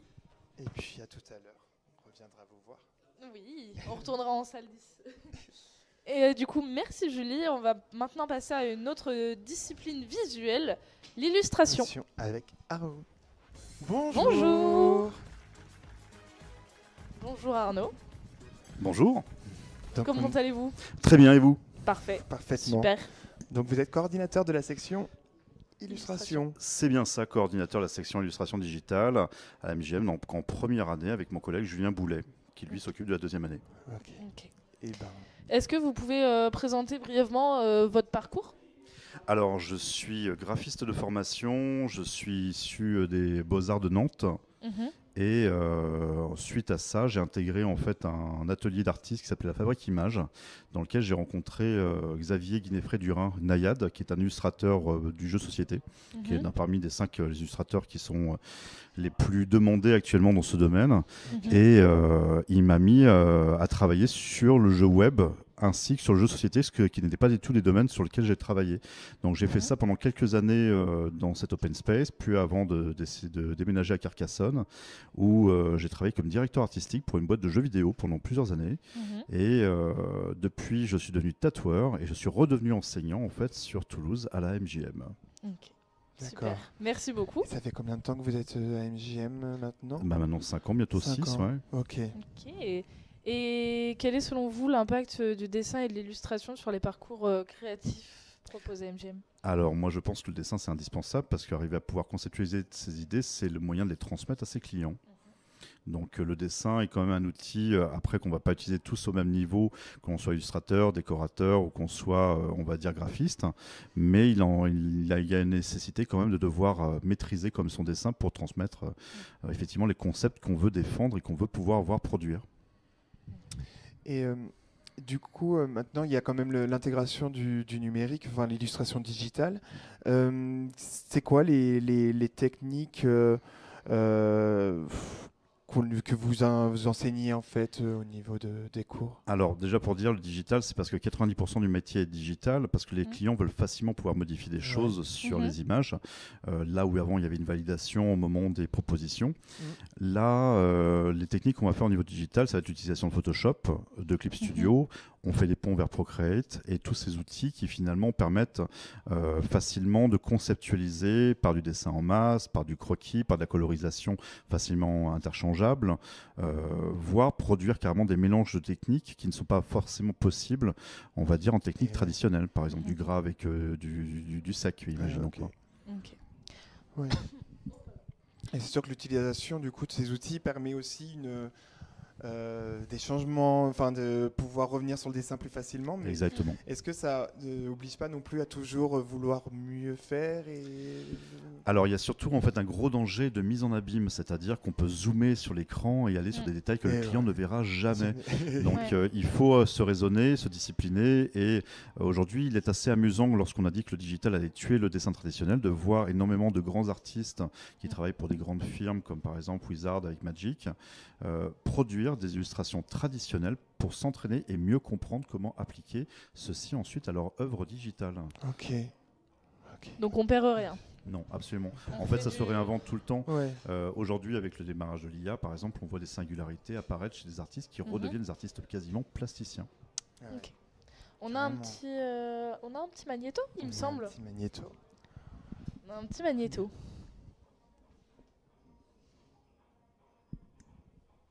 Peut-être. On n'a pas de magnéto. Magnéto. Suffisait de le demander. Alors là, on a travaillé avec Emmaüs en fait à la Barre-sur-Lèze. Donc nos étudiants ont fait un partenariat avec cette institution pour produire 2 fresques qui venaient agrémenter donc le magasin, enfin le hangar Emmaüs de la Barthe. On a dû produire en fait en s'inspirant de l'artiste street artiste Bordalo. Donc en faisant de la récupération et du upcycling à partir d'objets de récupération qui ont été repeints et revalorisés. Donc c'est un atelier qui a été mis en place avec 32 élèves, avec les élèves de la première et de la deuxième année. Donc un atelier de 4 jours, c'était très chouette. D'ailleurs, la présentation que nous avons fait aujourd'hui à la MJM pour la journée porte ouverte est en fait une digne suite de cet atelier qui avait été fait avec l'institution Emmaüs. Et d'ailleurs, le petit caméléon, on l'a vu journée porte ouverte de l'année dernière. Et il est resté pendant très longtemps. Et toute l'année, on a eu la chance de l'avoir. Ça, c'était pareil, c'était à Emmaüs. Ils nous ont ouvert en fait tout ce qui n'était pas revalorisable, qui était normalement bon à jeter pour les assembler, les fixer pendant ces 4 jours, les bomber, les assembler, histoire de pouvoir faire une œuvre qui soit à la fois picturale et matérielle, on va dire, en relief. Ok. Et est-ce que vous pourriez nous partager un projet marquant qui illustre vraiment l'importance de l'illustration dans le programme? Par rapport à la MJM? À la MJM ou votre ressenti? Dans mon parcours, un projet marquant, je suis déstabilisé là. quelque chose qui a été marquant dans mon parcours. Oui, qui montre vraiment l'importance. Alors, qui a marqué vraiment l'importance, c'est quand je suis passé vraiment sur l'illustration digitale, parce que c'est une chose qu'on rencontre beaucoup avec nos étudiants ici. Quand on travaille sur support papier, on a une certaine appréhension des couleurs, des teintes, qui est liée en fait à ce rendu sur le support de ce papier, et qui est forcément en fait légèrement terni en fait par les techniques de couleur. Lorsqu'on travaille en fait sur support digital, c'est là vraiment l'importance de ce métier et des supports numériques, c'est qu'on a travaillé dans le RVB, dans l'éclatance des couleurs qui seraient très difficilement rendues, on va dire, par de l'impression. Donc quand j'ai commencé à travailler justement avec Xavier Guinéfré-Durin sur des premières productions de jeux web, ce qui m'a poussé en avant, c'est surtout cette nécessité d'avoir des couleurs hyper éclatantes, de jouer énormément de cette vibrance qu'ont les couleurs dans ce qu'on appelle la dimension RVB. Ok. Et quel conseil vous donneriez à un étudiant qui voudrait rejoindre notre école en illustration digitale? Alors moi je dirais d'être curieux, et d'être très curieux, de pas simplement se fermer que à sa passion, par exemple du manga, de l'illustration, mais aussi s'ouvrir à énormément d'autres choses, la scénographie, la déco, l'architecture, pour absolument nourrir son œil, et d'être curieux et d'avoir un certain point de vue critique aussi bien sur son travail que sur les autres, histoire de savoir où se situer. Ok. Et du coup, selon vous, quelles évolutions dans le monde du design graphique devraient être intégrées dans la formation des illustrateurs de demain? Qu'est-ce qui devrait être intégré? Alors l'IA forcément, parce qu'il va falloir savoir s'en servir, c'est indispensable, ça va accélérer notre travail et il va falloir savoir le maîtriser pour pouvoir en ressortir des éléments de recherche, d'itération sur les propositions qu'on peut soumettre à nos clients. Je pense aussi qu'il faut revenir énormément au traditionnel pour essayer de singulariser son travail et pouvoir le singulariser de ce que va proposer et produire l'IA justement pour éviter la copie. C'est vrai. Et si vous devriez être, étant donné que vous êtes dans l'illustration, s'il devait y avoir une couleur qui vous représenterait, ce serait laquelle? La couleur qui me représenterait le plus, c'est une bonne question, ça, j'en sais rien. Alors moi, j'adore associer en fait des couleurs roses et bleues, des couleurs en fait justement qui sont venues par l'éclatance du RVB, des choses que je n'expérimentais pas assez en fait sur le papier. Je dirais ces couleurs-là, c'est des couleurs le rose et bleu qui m'éclatent en fait, moi à mettre dans mes concepts, surtout dans les contre-lumières et tout ça. Je comprends. Et on voit aussi que il y a un atelier tatouage à l'école pendant cette porte ouverte. C'est vous qui tatouez? Alors oui, je tatoue. J'ai un salon de tatouage à Carcassonne, tout à fait, depuis maintenant 5 ans. Ça fait 8 ans que j'ai fait la reconversion d'illustrateur vers tatoueur.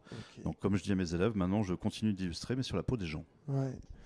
Et ça, vous s'entraînez, j'ai vu qu'il y avait plein de petites oranges, Alors des pamplemousses, parce que c'est un petit épiderme très fragile. On sent vraiment le petit épiderme qui craque sous l'aiguille. En même temps, ça permet de gérer la profondeur parce qu'on voit très bien comment ça entre dedans. Ça permet de travailler aussi sur un support qui est rond. Ce qui permet de s'habituer déjà à travailler sur des supports, des formes du corps humain. Donc c'est un très bon entraînement pour commencer le tatouage. On travaille aussi sur peau synthétique, sur des peaux en silicone pour avoir un peu des couches de peau, mais c'est assez frustrant parce que pour obtenir du résultat, c'est pas tout de suite en fait. D'accord. Alors, il y a 2 machines là-bas sur l'atelier pour essayer, il ne faut pas hésiter à venir. Ah ouais, on va venir essayer. Ouais, c'est la salle d'ailleurs où est-ce qu'il y a aussi également la séance de dédicace de la légende de Jumbalo. Et il y a aussi tous les projets des étudiants. Nous, on les voit bien d'ici, parce qu'il y a 2 vitres qui nous séparent seulement. Mais c'est vrai que c'est très joli ce que vous avez fait. Et vous êtes du coup tatoueur, mais vous êtes tatoueur dans un salon dont vous voudriez faire la promotion? À Carcassonne, j'ai mon salon qui s'appelle KR Banog Tattoo. Alors c'est assez difficile à prononcer, KR Banog, c'est du gaélique. Mais voilà, ça a une petite raison d'être en fait. Vous voulez savoir pourquoi? Bien sûr, maintenant que vous l'avez dit. Il faut chercher sur le web, dans le cinéma, le lapin le plus agressif du cinéma. Vous n'avez jamais entendu parler de Sacré Graal des Monty Python? Si. Voilà. Donc ce fameux lapin vit dans la cave de KR Banog, qui veut dire le haut château en fait. Effectivement, mon salon se trouve à quelques mètres, vraiment on voit la cité de Carcassonne au loin. Donc c'est comme s'il y avait le haut château qui serait non loin en fait. Ok. Et pour revenir un petit peu sur l'illustration, du coup sur la section Illu, quelles sont les disciplines qui sont abordées au cours des cursus Alors, on travaille le dessin tradit, techniques sèches avec crayon de papier, crayon de couleur, stylo bic, mais aussi l'ancrage. On va travailler donc à partir de tout ça, le clair-obscur, les lumières, surtout vraiment l'ambiance, parce que l'illustration, c'est « je veux te raconter ceci ». C'est un travail de narration. On va aussi aborder le dessin digital, le concept art, l'illustration par peinture, par collage, l'infographie 2D pour savoir maîtriser le logiciel, ainsi que la narration visuelle avec la bande dessinée, comics, manga, pour connaître un peu les ressorts de ce type d'outils de l'illustration et de la culture graphique pour avoir de la culture générale. Parfait. Et les élus, ils collaborent avec d'autres sections dans l'école? Tout à fait. Alors, on a déjà eu des collaborations avec la section stylisme l'année dernière pour essayer de produire des éléments du défilé, de la communication. Les élus 2 ont travaillé encore cette année un gros workshop avec le motion design pour justement créer un pont entre illustration et animation. Et potentiellement, on a des connexions avec le design graphique, parce que je suis aussi enseignant en design graphique et je suis designer graphique de formation, pour en fait que les designers graphiques voient aussi un peu ce que voient nos étudiants en ILU et comprennent un certain des ressorts en fait des illustrateurs avec lesquels ils seront amenés à travailler, ou des illustrateurs et illustratrices qui peuvent devenir. Ouais, c'est un cursus de combien de temps Alors, pour l'instant, 2 années, 3e année à Paris, mais nous espérons ouvrir très prochainement la 3e année ici à Toulouse. 3e année qui va s'axer vraiment vers l'accompagnement des étudiants, formation, on va dire, tout ce qui va être le marketing, ainsi que la maîtrise des réseaux sociaux pour se promouvoir. En fait, tous les ressorts, le tremplin pour se lancer en tant qu'illustratrice et illustrateur complètement compétent et avoir ses dossiers prêts, en fait, au moment du lancement. D'accord, ok. Et les débouchés pour les étudiants à la suite sont très diverses. Alors, c'est assez compliqué l'illustration parce que c'est justement très diverse. On peut travailler pour l'illustration de jeux web, smartphone, tablette comme moi, dans le jeu de société. On peut travailler pour le livre jeunesse. On peut travailler dans la narration visuelle avec le manga, la bande dessinée, voire du comics. On peut travailler pour les arts de la table sur des visuels, mais aussi dans l'impression textile. On peut aussi déboucher par moments sur le tatouage. C'est un domaine qui est très varié. C'est pour ça qu'au niveau des étudiants, on leur laisse souvent la 2e année pour avoir une stylistique qui émerge, histoire qu'ils commencent à avoir une direction dans laquelle ils ont envie d'aller par le biais de l'illustration, mais tout en ne leur fermant pas la possibilité justement à savoir faire aussi d'autres choses. Oui. Pour avoir plusieurs casquettes et faire vraiment ce qu'ils ont envie de faire, quoi. D'accord, super. Bon, ça c'est trop top du coup. Donc venez en ILU, c'est ça que ça veut dire? C'est ça. Venez nous voir. Et du coup, vous intervenez dans d'autres sections que... Oui, quand j'ai commencé dans la MJM, j'ai commencé avec la décoration d'intérieur aussi. Je faisais des cours de dessin. Alors, comme j'ai justement mon salon de tatouage et j'ai beaucoup chiné pour le faire, j'ai beaucoup parlé avec des brocanteurs, avec des antiquaires pour trouver les meubles qui me plaisaient. Et ça m'a appris un peu le mobilier. Et donc, j'enseignais un peu le dessin de mobilier sur la première section déco quand elle s'est montée ici. Puis après, j'ai pris les casquettes et les rênes, on va dire, de la section ILU. Donc, j'ai dû abandonner la déco pour ne garder que la décoration intérieure et le design graphique qui reste quand même, on va dire, mon domaine fondamental au départ. Oui. Totalement, oui. Et on va repartir sur des questions un petit peu bizarres. Si vous devriez être un animal, ce serait quoi votre animal ? Un ours. Un ours polaire, sans hésitation. Pourquoi ? Parce que c'est mon logo, c'est le logo de quand j'étais en tant qu'illustrateur, c'est ma mascotte. Et je crois que c'est l'animal, si je devais avoir un animal totem, ça serait celui-là. Ah ouais. D'accord. Bon, bien que mon salon soit comme mascotte un lapin, le lapin voilà, ça serait partagé entre les deux, je sais pas. Pourquoi faire le choix ? À la bourse. À la bourse. Merci beaucoup Arnaud. Merci à vous. Merci d'être venu. On pourra vous retrouver du coup en salle 1 de l'école jusqu'à 19h. De l'école, ouais, voilà, c'est ça, des journées portes ouvertes jusqu'à 19h. Et en salle 7, pour tout ce qui est dessin digital, vous pouvez venir aussi voir nos œuvres et ce qui est présenté en haut. Super, merci beaucoup Arnaud. Et maintenant, nous allons parler du parcours d'un étudiant en design graphique.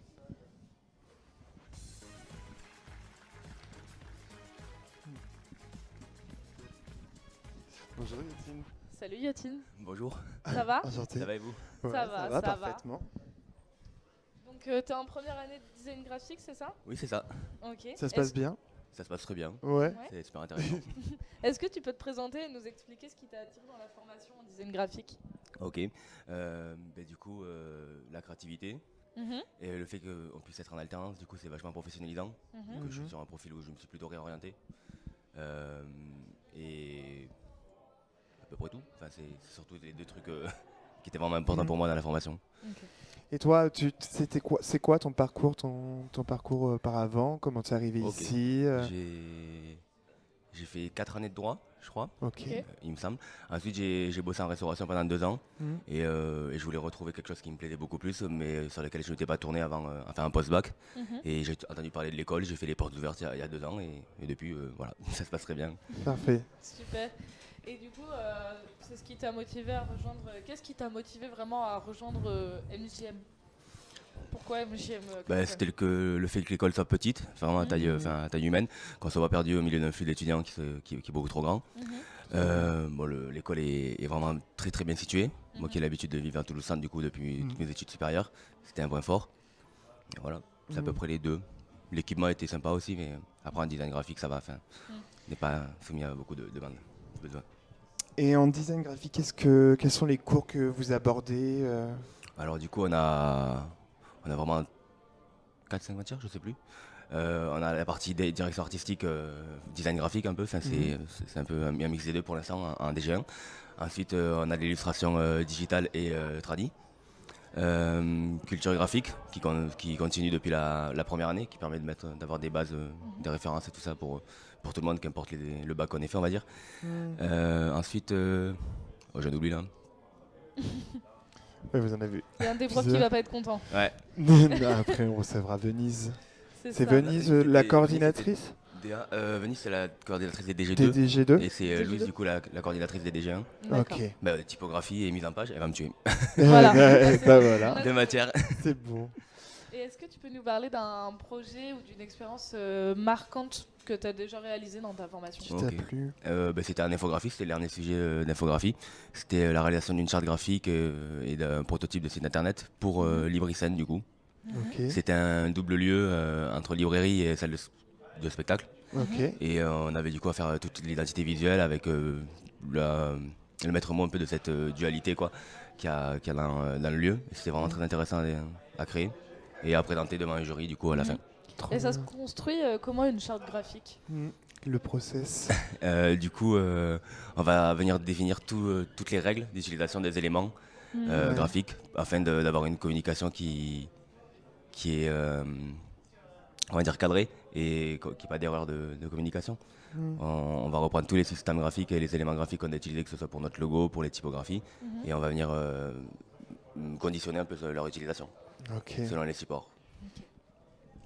Et c'est pour quel client, des clients, ça peut être pour n'importe quel client que vous travaillez? Oui, ça couvre à peu près tous les corps de métier. Beaucoup de commerce et de restauration quand même aussi.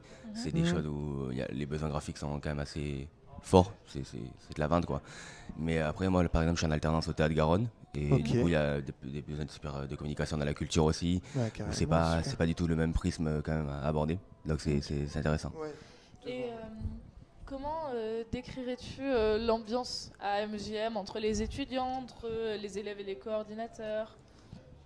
C'est très sympa. Les coordinateurs, c'est pas, on va dire que c'est pas que des profs, c'est aussi des professionnels et avoir leur expertise souvent aussi même en dehors des cours et tout ça pour différentes choses. Parce que nous on est amené à faire leur métier quoi. C'est quand même très sécurisant on va dire. Et entre élèves ça se passe bien. Et quel conseil tu donnerais à un futur étudiant pour se lancer chez MJM, mais d'autant plus dans la même formation que la tienne? De ne pas avoir peur, d'y aller, quoi, de foncer. Parce que la légitimité elle vient avec le temps, faut pas se dire qu'on n'est pas capable ou que c'est pas fait pour ça. Oui, c'est sûr. Et est-ce que tu as découvert une nouvelle approche ou une technique qui a changé ta manière de concevoir le design graphique?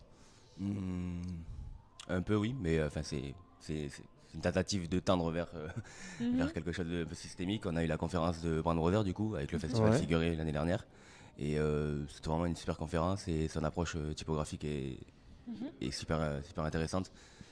Mais bon, du coup après c'est quand même assez dur à appliquer. C'est très chronophage et voilà. Mais ça amène quand même un truc qu'on peut. Et tu as des objectifs professionnels derrière. Est-ce que tu aimerais te lancer dans un truc en particulier? Parce que tout à l'heure, du coup, on a eu Joanne qui nous a parlé de plein de trucs avec le design graphique. Donc, le branding, la typographie, des visuels de produits. Enfin, il nous a parlé de plein de choses. Est-ce qu'il y a un truc, toi, qui t'intéresse en particulier? Non, pour l'instant, je reste quand même assez ouvert. Je me spécialiserai dans rien. Pour être assez complet. Et si je devais ces spécialisations IA, ça serait plutôt vers le web d'abord. Donc du web design, de la conception de site et voilà. Et en cours, vous avez quoi comme projet Alors, comment se composent vos années d'études? On a souvent des petits sujets one shot, ça dépend les matières on va dire, mais nos matières les plus importantes, c'est souvent des sujets qui vont durer 2-3 mois. Et on en a 2 comme ça, un pour les partiels du T2 et un pour le T3, qui définit la note de fin d'année on va dire. Et sinon c'est des petits sujets créatifs en quelques semaines. Mais les gros sujets c'est par exemple pour les derniers partiels on a travaillé sur un festival écoféministe et éco-responsable. Enfin, du coup, l'un implique l'autre. Et c'était la création d'une affiche, sa déclinaison, un dépliant de programmation et un packaging pour un jeu de cartes. Voilà. Donc on a parcouru beaucoup de supports différents et c'était vachement sympa. Ouais, c'est ça la découverte. Oui, c'est ça. Pour faire travailler la création et tout, c'est trop bien. Et est-ce que du coup vous avez eu des projets avec d'autres formations aussi? Alors nous non. Parce que du coup vous êtes encore... Ouais, c'est vrai que première année, c'est surtout en DG2. Au sujet transversal avec Pandroser qui est revenu pour un workshop et je sais plus sur quoi ça portait. Le hackathon. C'était le hackathon, nous on y avait participé d'ailleurs. Il y a un des gagnants juste là. Voilà. Et avec du coup, les archives. On avait fait un projet transversal du coup entre la section archi d'intérieur, la section décoration d'intérieur et la section du coup de design graphique. Et on avait dû mettre ensemble un projet pour un coffee shop à Bonnefoy, donc Mini Fundi, où est-ce qu'on avait dû réaliser un stand qui devait être modulaire. Et modulaire, comme tu veux. Joanne, il a dit modulaire ce matin, c'est pour ça que je me suis permise de le dire. On verra ça dans les rediffs. Mais on regardera. Non. Non mais et puis là pour les journées portes ouvertes vous avez fait toute la je sais pas si vous avez travaillé sur quoi vous au niveau du sur la scénographie la signalétique. La signalétique non c'est moi. Oui non mais c'est nous ça va aussi. La signalétique de l'école ça a mis combien de temps et pour notre salle aussi du coup. C'est là où on expose nos travaux, ça fait plaisir de produire des choses et de les imprimer, de les voir en réel, en concret. Quand, à part nos sujets transversaux, où c'est vraiment des gros sujets, des fois on a un peu une overdose, les autres, les petits trucs comme ça qu'on produit, on les imprime jamais. Et là, les avoir, les exposer, c'est sympa. Ça nous fait un petit support après. Et pour ceux qui viennent voir les journées portes ouvertes, on peut te retrouver en quelle salle? 9, salle 9 il me semble. Pas de bêtises, un DG1. Bon, sinon c'est écrit à l'entrée normalement. Oui, on a fait la signalétique, c'est pas pour rien. C'est vrai. Non, ça c'est sûr, c'est pas pour rien. Et quelles sont tes inspirations? Du coup, pas mal Brand Brother. Et pour d'autres, ça dépend un peu les sujets. Ouais, le sujet et surtout le support, on va dire. Sur le web, j'ai quelques agences de design comme Midi ou Extra qui font des sites incroyables. Que j'aime beaucoup, mais ça va pas être les mêmes pour par exemple des affiches. Pour les affiches, j'aime beaucoup tout ce qui émane du Bauhaus et tout ce qui s'ensuit, le modernisme. Voilà. Parfait. Et pourquoi du coup le design graphique plus que par exemple l'illustration ou quelque chose d'autre? C'était le fait de pouvoir concevoir quelque chose un peu dans sa globalité. Ça s'attarde pas trop sur le détail, même si on peut se servir de l'illustration pour une identité visuelle. Mais de base, c'était vraiment pour exprimer un peu la volonté des gens. Enfin. Et pour une entreprise, pour un restaurant, c'est un peu leur vision qu'on met sur papier ou qu'on anime. Donc c'était pour ça. Ok. Et quel conseil donnerais-tu aux futurs étudiants qui souhaitent se lancer dans le design graphique? D'explorer tout type de médium, mais on en a parlé déjà. Je crois. Je crois que j'ai répété une question. Ça ne va plus. On a un jeu à lancer. On a un jeu pour toi. On a un jeu pour toi. On a un jeu pour toi. On va pouvoir regarder. Alors ça va être un vrai ou faux logo, il me semble. Oula. Ah oui, c'est le jeu des logos, tout à fait. Alors lequel est lequel? Ok. Celui de gauche. Ouais, je crois que c'est celui de gauche. Je pense aussi. Ouais, c'est celui de gauche. Ouais. Yes, aïe. On va jouer avec toi, du coup. Très bien, très bien. C'est celui de droite. Celui de droite. Ouais. Ah, c'est vrai que c'était un petit peu trompeur quand même. Ouais, c'est bien. Je savais pas qu'il y avait une perspective, je crois que c'était sur le paquet. Celui du haut. Celui du bas. Du bas, ouais. Ouais, carrément. Ouais. Nickel, ça. C'est la gauche. Gauche. C'est celui de gauche, il n'y a pas les antennes. Il n'y a pas les antennes. Enfin, les antennes, il a fait les antennes. Ah, celui de C'est gauche celui de aussi. ouais, c'est celui de gauche.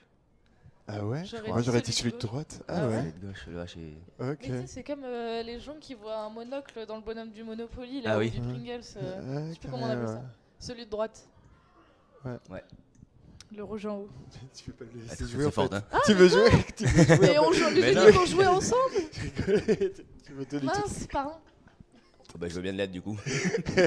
Celui du haut? Du bas. Alors là, j'en ai aucune idée. Du C'est bas, du haut. non? Ah non, Ouais. c'est celui du haut. T'avais raison. Moi, Faut que je peux plus jouer. Moi aussi, faut que... Non, vas-y. À gauche. Là, ça va, c'était assez obvious. Quand même.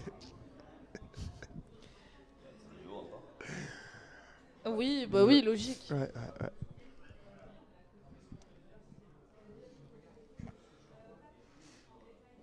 Bien. Ah oui, ok.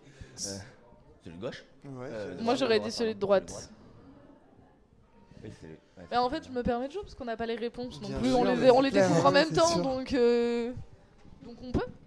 Oula, bah oui, de moi, Aïe, Même ouais. là ça a été. Bon bah, Voilà. c'est de gauche. C'était Hein. celui de droite. C'est un trompé.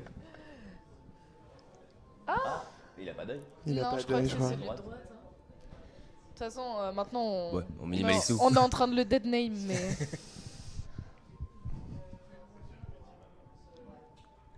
Celui du haut, je crois. Celui du haut. Ah non? Ah si, c'est celui du Oui, haut, si, je si. crois. Si? Non? Si, si. Si, c'est ça. Ouais, carrément. On a eu un doute quand même, hein, ma foi. Ils sont embêtés à refaire tous les logos. On va là, on va. Celui du Celui de droite. De haut, putain. Du haut. Du haut? Ah, Du haut, j'aurais ouais. dit celui du bas, moi, tu vois. Comme quoi? Et on est à gauche là. Là, À c'est à gauche. gauche.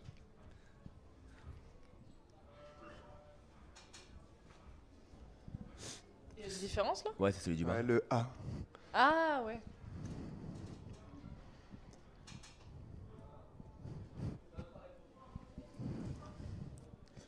Allez, on va se faire Je un. crois que c'est le dernier. Ah bah oui, bah, j'allais on dire est bon. on en fait un dernier, mais voilà, Non, c'était le On dernier. n'en fera pas le dernier. Voilà.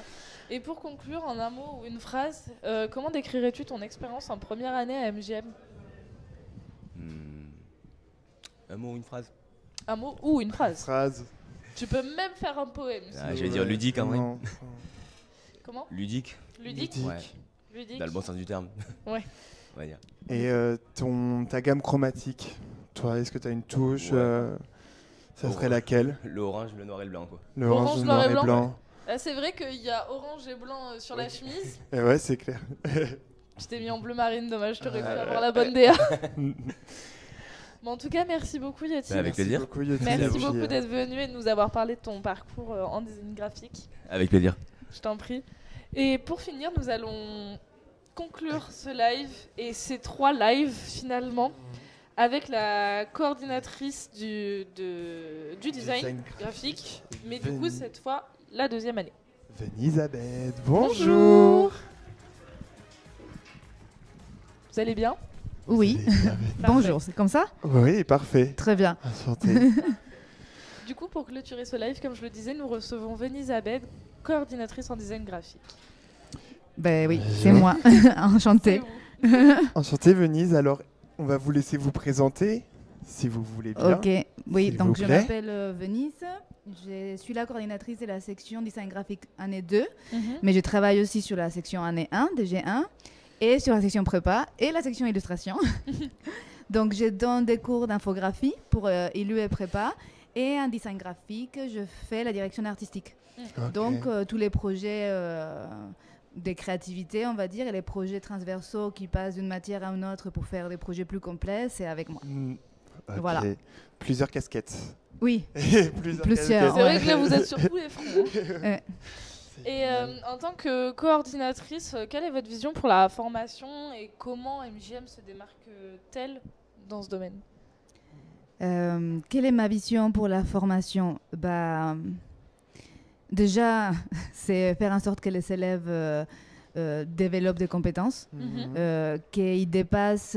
Très souvent, dans ma matière, il y a beaucoup de peur de ne pas bien faire, de ne pas trouver la bonne idée, que ça soit pas beau, que ça nous plaise pas. Et donc, du coup, il faut dépasser tout ça pour arriver à faire quelque chose de unique et en même temps pertinent.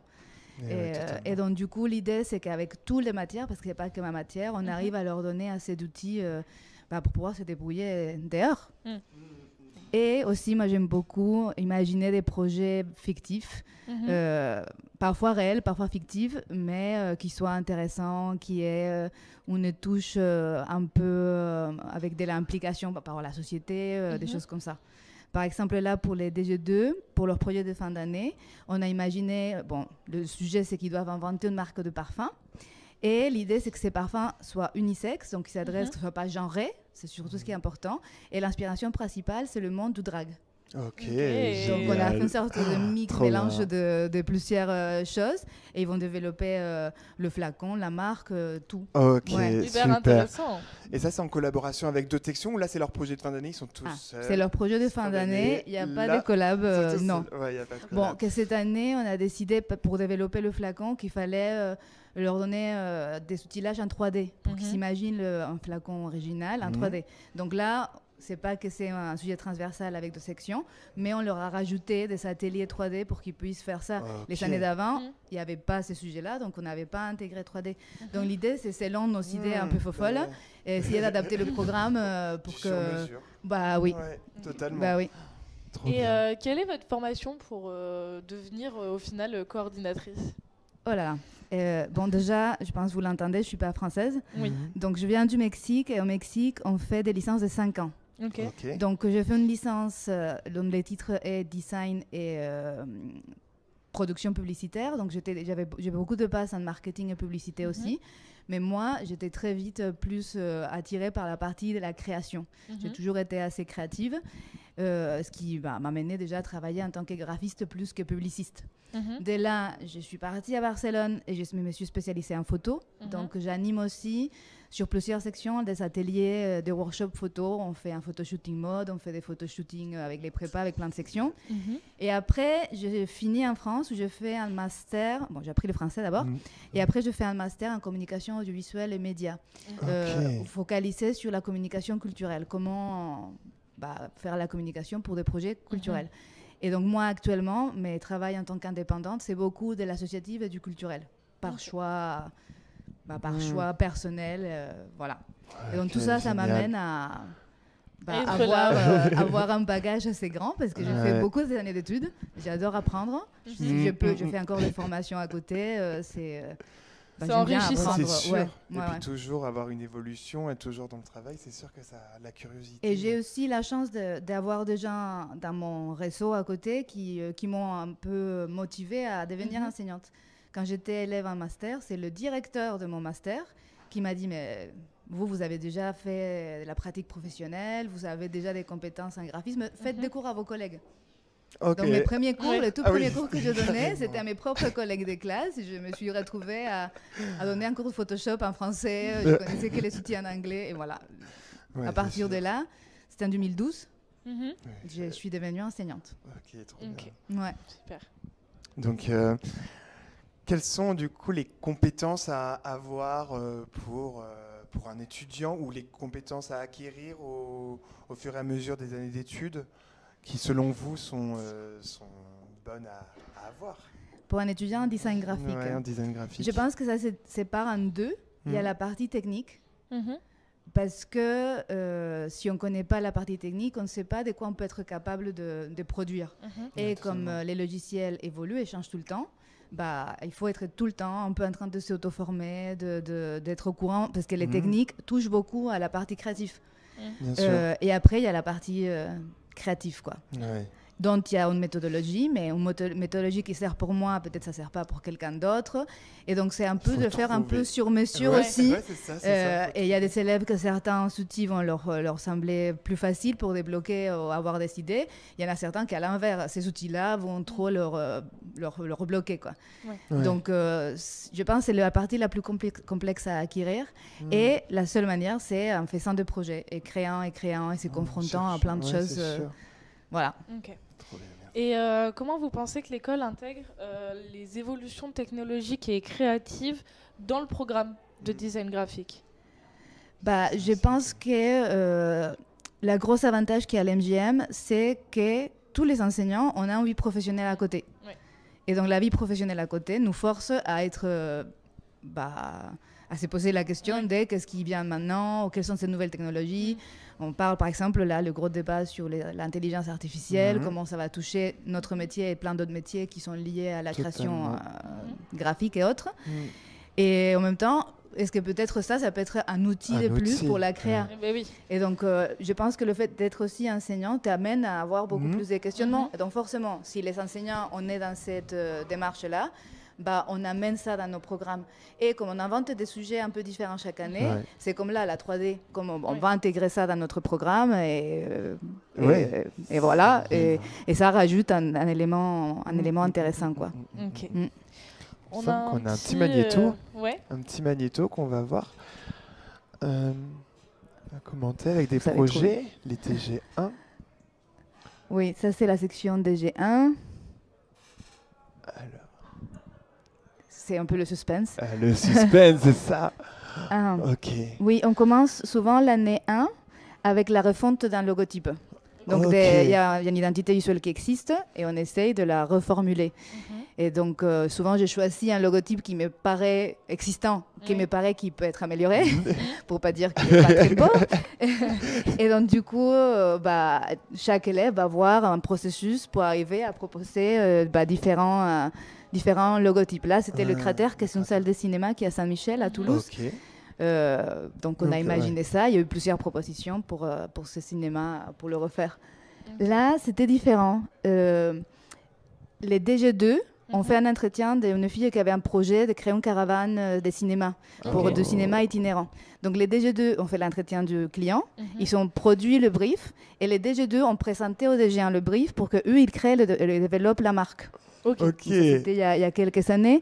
Et donc, avec le développement de la marque, il y avait des goodies pour la caravane de cinéma itinérant. Il y avait l'habillage de la caravane en elle-même. Ils ont fait aussi un animatique pour une sorte de petite vidéo pour les débuts de film. On avait fait pareil, on s'était inventé plein de trucs sympas. Voilà, les habillages, le programme. Ouais. Donc, la caravane électrique. C'est un projet d'il y a quelques années. Ça doit être hyper intéressant pour les élèves de travailler sur ce genre de projet.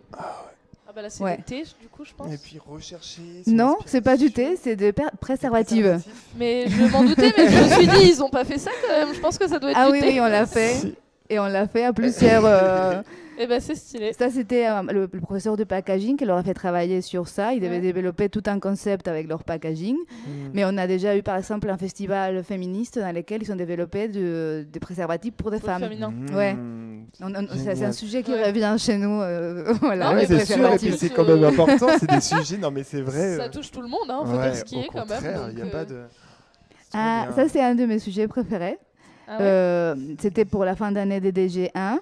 C'était une marque de boissons alcoolisées, des spiritueux. Et moi, j'étais un peu touchée par le terme spiritueux parce qu'on n'utilise pas ça en espagnol. Et donc, on a imaginé une marque sinistre comme ça, un peu dark, qui avait comme inspiration de chaque alcool une légende un peu sinistre de chaque pays. Donc, par exemple, pour le saké, il y avait les Sony. Ils ont développé la marque Sinistro et tous les développements de cette bouteille de saké avec les esprits enfermés à l'intérieur des légendes. Il y avait Jenny Green Tea avec le whisky et le Nahual, que c'est une légende mexicaine avec la tequila. Et donc, il y a des élèves qui travaillaient avec un à l'autre. Ouais, et le Nahual. Magnifique. Donc ça nous permet aussi, parce que parfois, en tant qu'enseignant, quand on voit 20 fois le même sujet, donc c'était le même sujet mais 3 alcools différents, ça nous a permis d'avoir des choses un petit peu différentes et qui sortaient un petit peu de ce que vous pouviez voir. Et là, c'est des sujets fictifs qu'on s'invente comme ça, et on invente le nom de la marque et on s'amuse. Ça va être incroyable de voir en fait ce que les étudiants arrivent à créer à partir de vos sujets en fait que vous avez imaginés. Enfin, franchement, c'était beau. Ouais, c'était trop bien. Ouais. Là, c'est DG2, c'est différent parce que donc, du coup, il faut savoir que dans les programmes, comme je vous disais, la technique est hyper importante. Donc même ceux qui sont déjà, parce que c'est l'année 3 en soi, s'ils ont fait infographie DG1 et DG2, on pourrait imaginer qu'ils sont déjà vus assez Photoshop, Illustrator et InDesign, mais il y a toujours des choses à découvrir. Donc en DG2, ils sont encore le cours de projet technique dans lesquels ils touchent les 3 logiciels. Ils font vraiment seulement des exercices techniques où il n'y a pas forcément tous les aléas de la créativité du projet du client, d'un brief trop complexe, mais ils sont dans la pratique permanente de logiciels. Donc là, c'est différentes techniques. Là, ce que vous voyez avant, c'était du matriciel. Là, c'est du vectoriel. Voilà. Herbarium. L'herbarium, pareil, sujet inventé. Moi, l'année 2 de design graphique, je la commence toujours avec un logotype. Mais comme ils ont déjà fait plein de logotypes avant, je me suis dit comment je fais pour le rendre plus complexe. Et donc, du coup, je leur demande de faire... Sinistro s'est mélangé là. Sinistro s'est mis là aussi. Et donc, du coup, je leur demande un logotype modulaire. Alors, un logotype modulaire, c'est un seul logotype, on va dire, une identité visuelle, qui après on peut décliner. C'est une sorte de structure graphique qui peut être déclinable. C'est comme un Rubik's Cube, qu'on peut le mélanger, mais ça continue à être un Rubik's Cube avec différentes couleurs. C'est comme jouer au Lego. On a les mêmes bases de Lego et avec ces bases, on peut construire plein de choses différentes. Bon, l'idée, c'est d'imaginer un système qui peut être déclinable, mais que ça garde la même structure du système. Donc, c'est plus complexe. Là, je leur ai fait travailler, donc c'était Herbarium, c'était une marque fictive d'un herboriste. Et là, on a fait revenir en vie des anciennes cités mayas. Ok. Donc c'est pour ça que vous comprenez pas ce que vous lisez là. C'est écrit en langue maya. D'accord. Donc j'ai choisi 8 vieilles cités mayas et on a imaginé vraiment qu'elles revenaient en vie, qu'ils avaient une administration comme aujourd'hui, sociale, je sais pas, économie et tout ça. Et donc ça avait le logo de la cité et toutes les déclinaisons de tous les services. Et la même chose, mais avec des cités médiévales. Trop bien. Je me suis emparée de l'idée des cités. Cette année, ils ont fait des cités légendaires, comme Eldorado, Shambhala, ces cités qui n'existent pas. On imaginait qu'elles existaient pour de vrai. Et ils ont dû faire des logos modulaires avec les services. Donc là, vous voyez, c'est Pérouge. Ils devaient imaginer la phrase. Et vous voyez comment le système permet que pour tous les...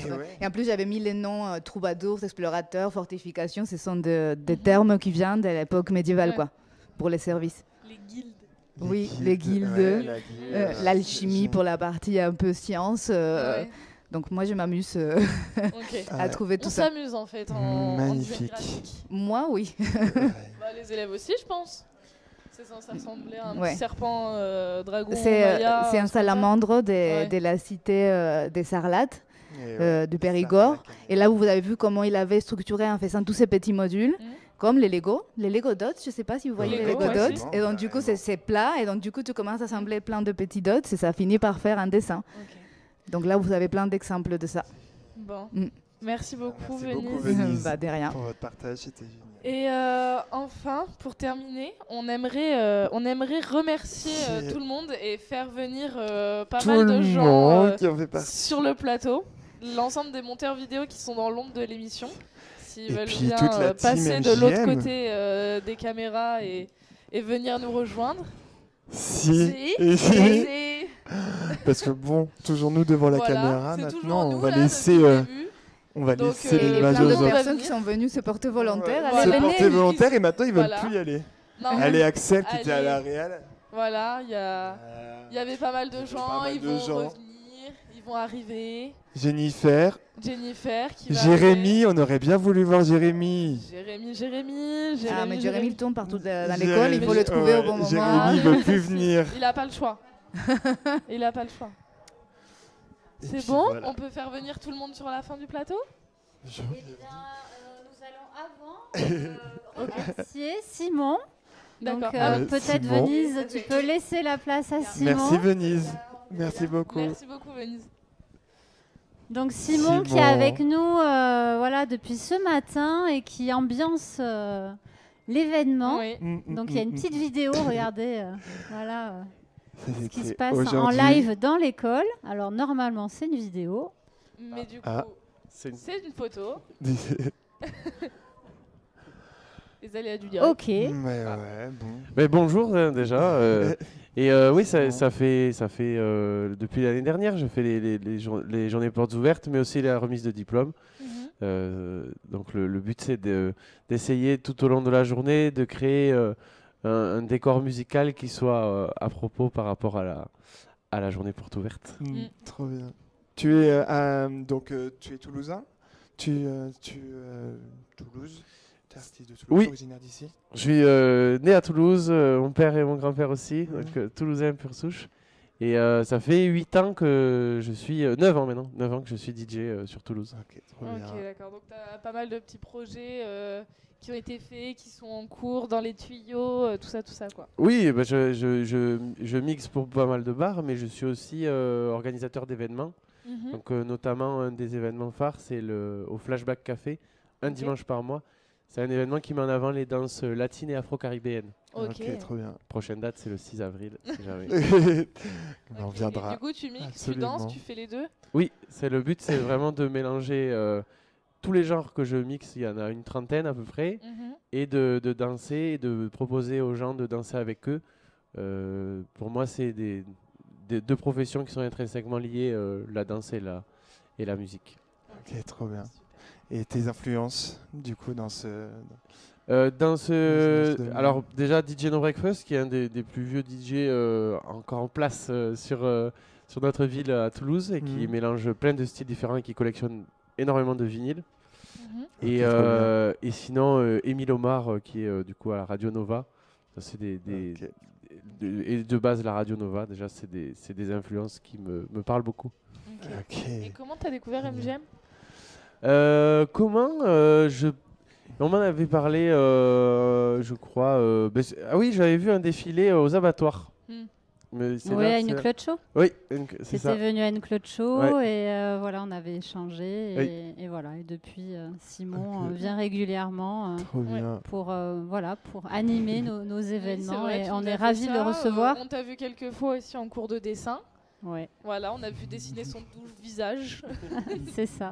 Voilà. Et en tout cas, c'était pour te remercier d'être présent aujourd'hui, vraiment. Et d'avoir animé toute la journée, les journées portes ouvertes. Avec plaisir. Merci. J'y retourne. Oui. La foule m'attend. Donc, c'est la fin du live. C'est la fin Donc moi j'en profite pour remercier toutes les équipes, pour vous remercier vous déjà. Merci. Vous avez tenu. Oui. J'ai eu des petits échos là suite à vos interviews que vous étiez super à l'aise, donc bravo. Merci. Bravo, ça s'est très bien passé. Ouais. Et surtout, je voulais remercier tous les formateurs, les coordinateurs qui sont présents, leur engagement, la qualité, qui sont passés, la qualité des travaux présentés. Remercier les étudiants parce que effectivement, ils sont présents et les travaux sont valorisés par leurs installations. Et l'équipe, l'équipe MJM. Voilà, nous sommes tous présents aujourd'hui. Écoutez, il me semble que Jérémy ne se sentait pas de venir sur le plateau. Voilà, peut-être que si on l'appelle, il peut venir. Voilà, Jérémy qui nous aide beaucoup sur l'installation, qui vous aide. Il est toujours là. Toujours. On le remercie. C'est-à-dire tout le temps. Ouais, c'est vrai. Il est tout le temps là, il en a un peu marre de nous, mais en vrai, il nous le dit pas en fait. Et franchement, en gardant le sourire, non mais trop bien. Voilà, donc mais vraiment, toute l'équipe est présente aujourd'hui et je les remercie parce que voilà, c'est ce qui est important dans l'école pour moi, l'humain. Et on est une équipe et on travaille ensemble et on travaille super bien ensemble. Et puis la team à la régie aussi. Et la team à la régie. Donc derrière les caméras aussi. C'est ce qui était prévu. Bravo. Donc on va faire venir maintenant les étudiants et les formateurs qui sont à la régie. Ouais. C'est le moment de venir devant la caméra. C'est le moment où vous venez. Comme ça, on leur laisse. Bah, je sais pas s'ils ont très envie de venir. Ils ça ont y pas est. envie. Hein. Allez. Allez. Vous pouvez tous venir. Hein. Ouais, allez. Monsieur, on n'a pas besoin, c'est la fin. C'est la fin, venez. Venez nous rejoindre. Ben, venez avec votre caméra. Voilà. Les formateurs, est-ce qu'ils sont là, les formateurs aussi? Ils arrivent. Voilà, ils sont là. Franck, Johan, merci. Merci beaucoup. On a d'autres formateurs qui étaient présents ce matin. Bravo à tout le monde. Ouais, bravo à tout le monde. Merci à tout le monde.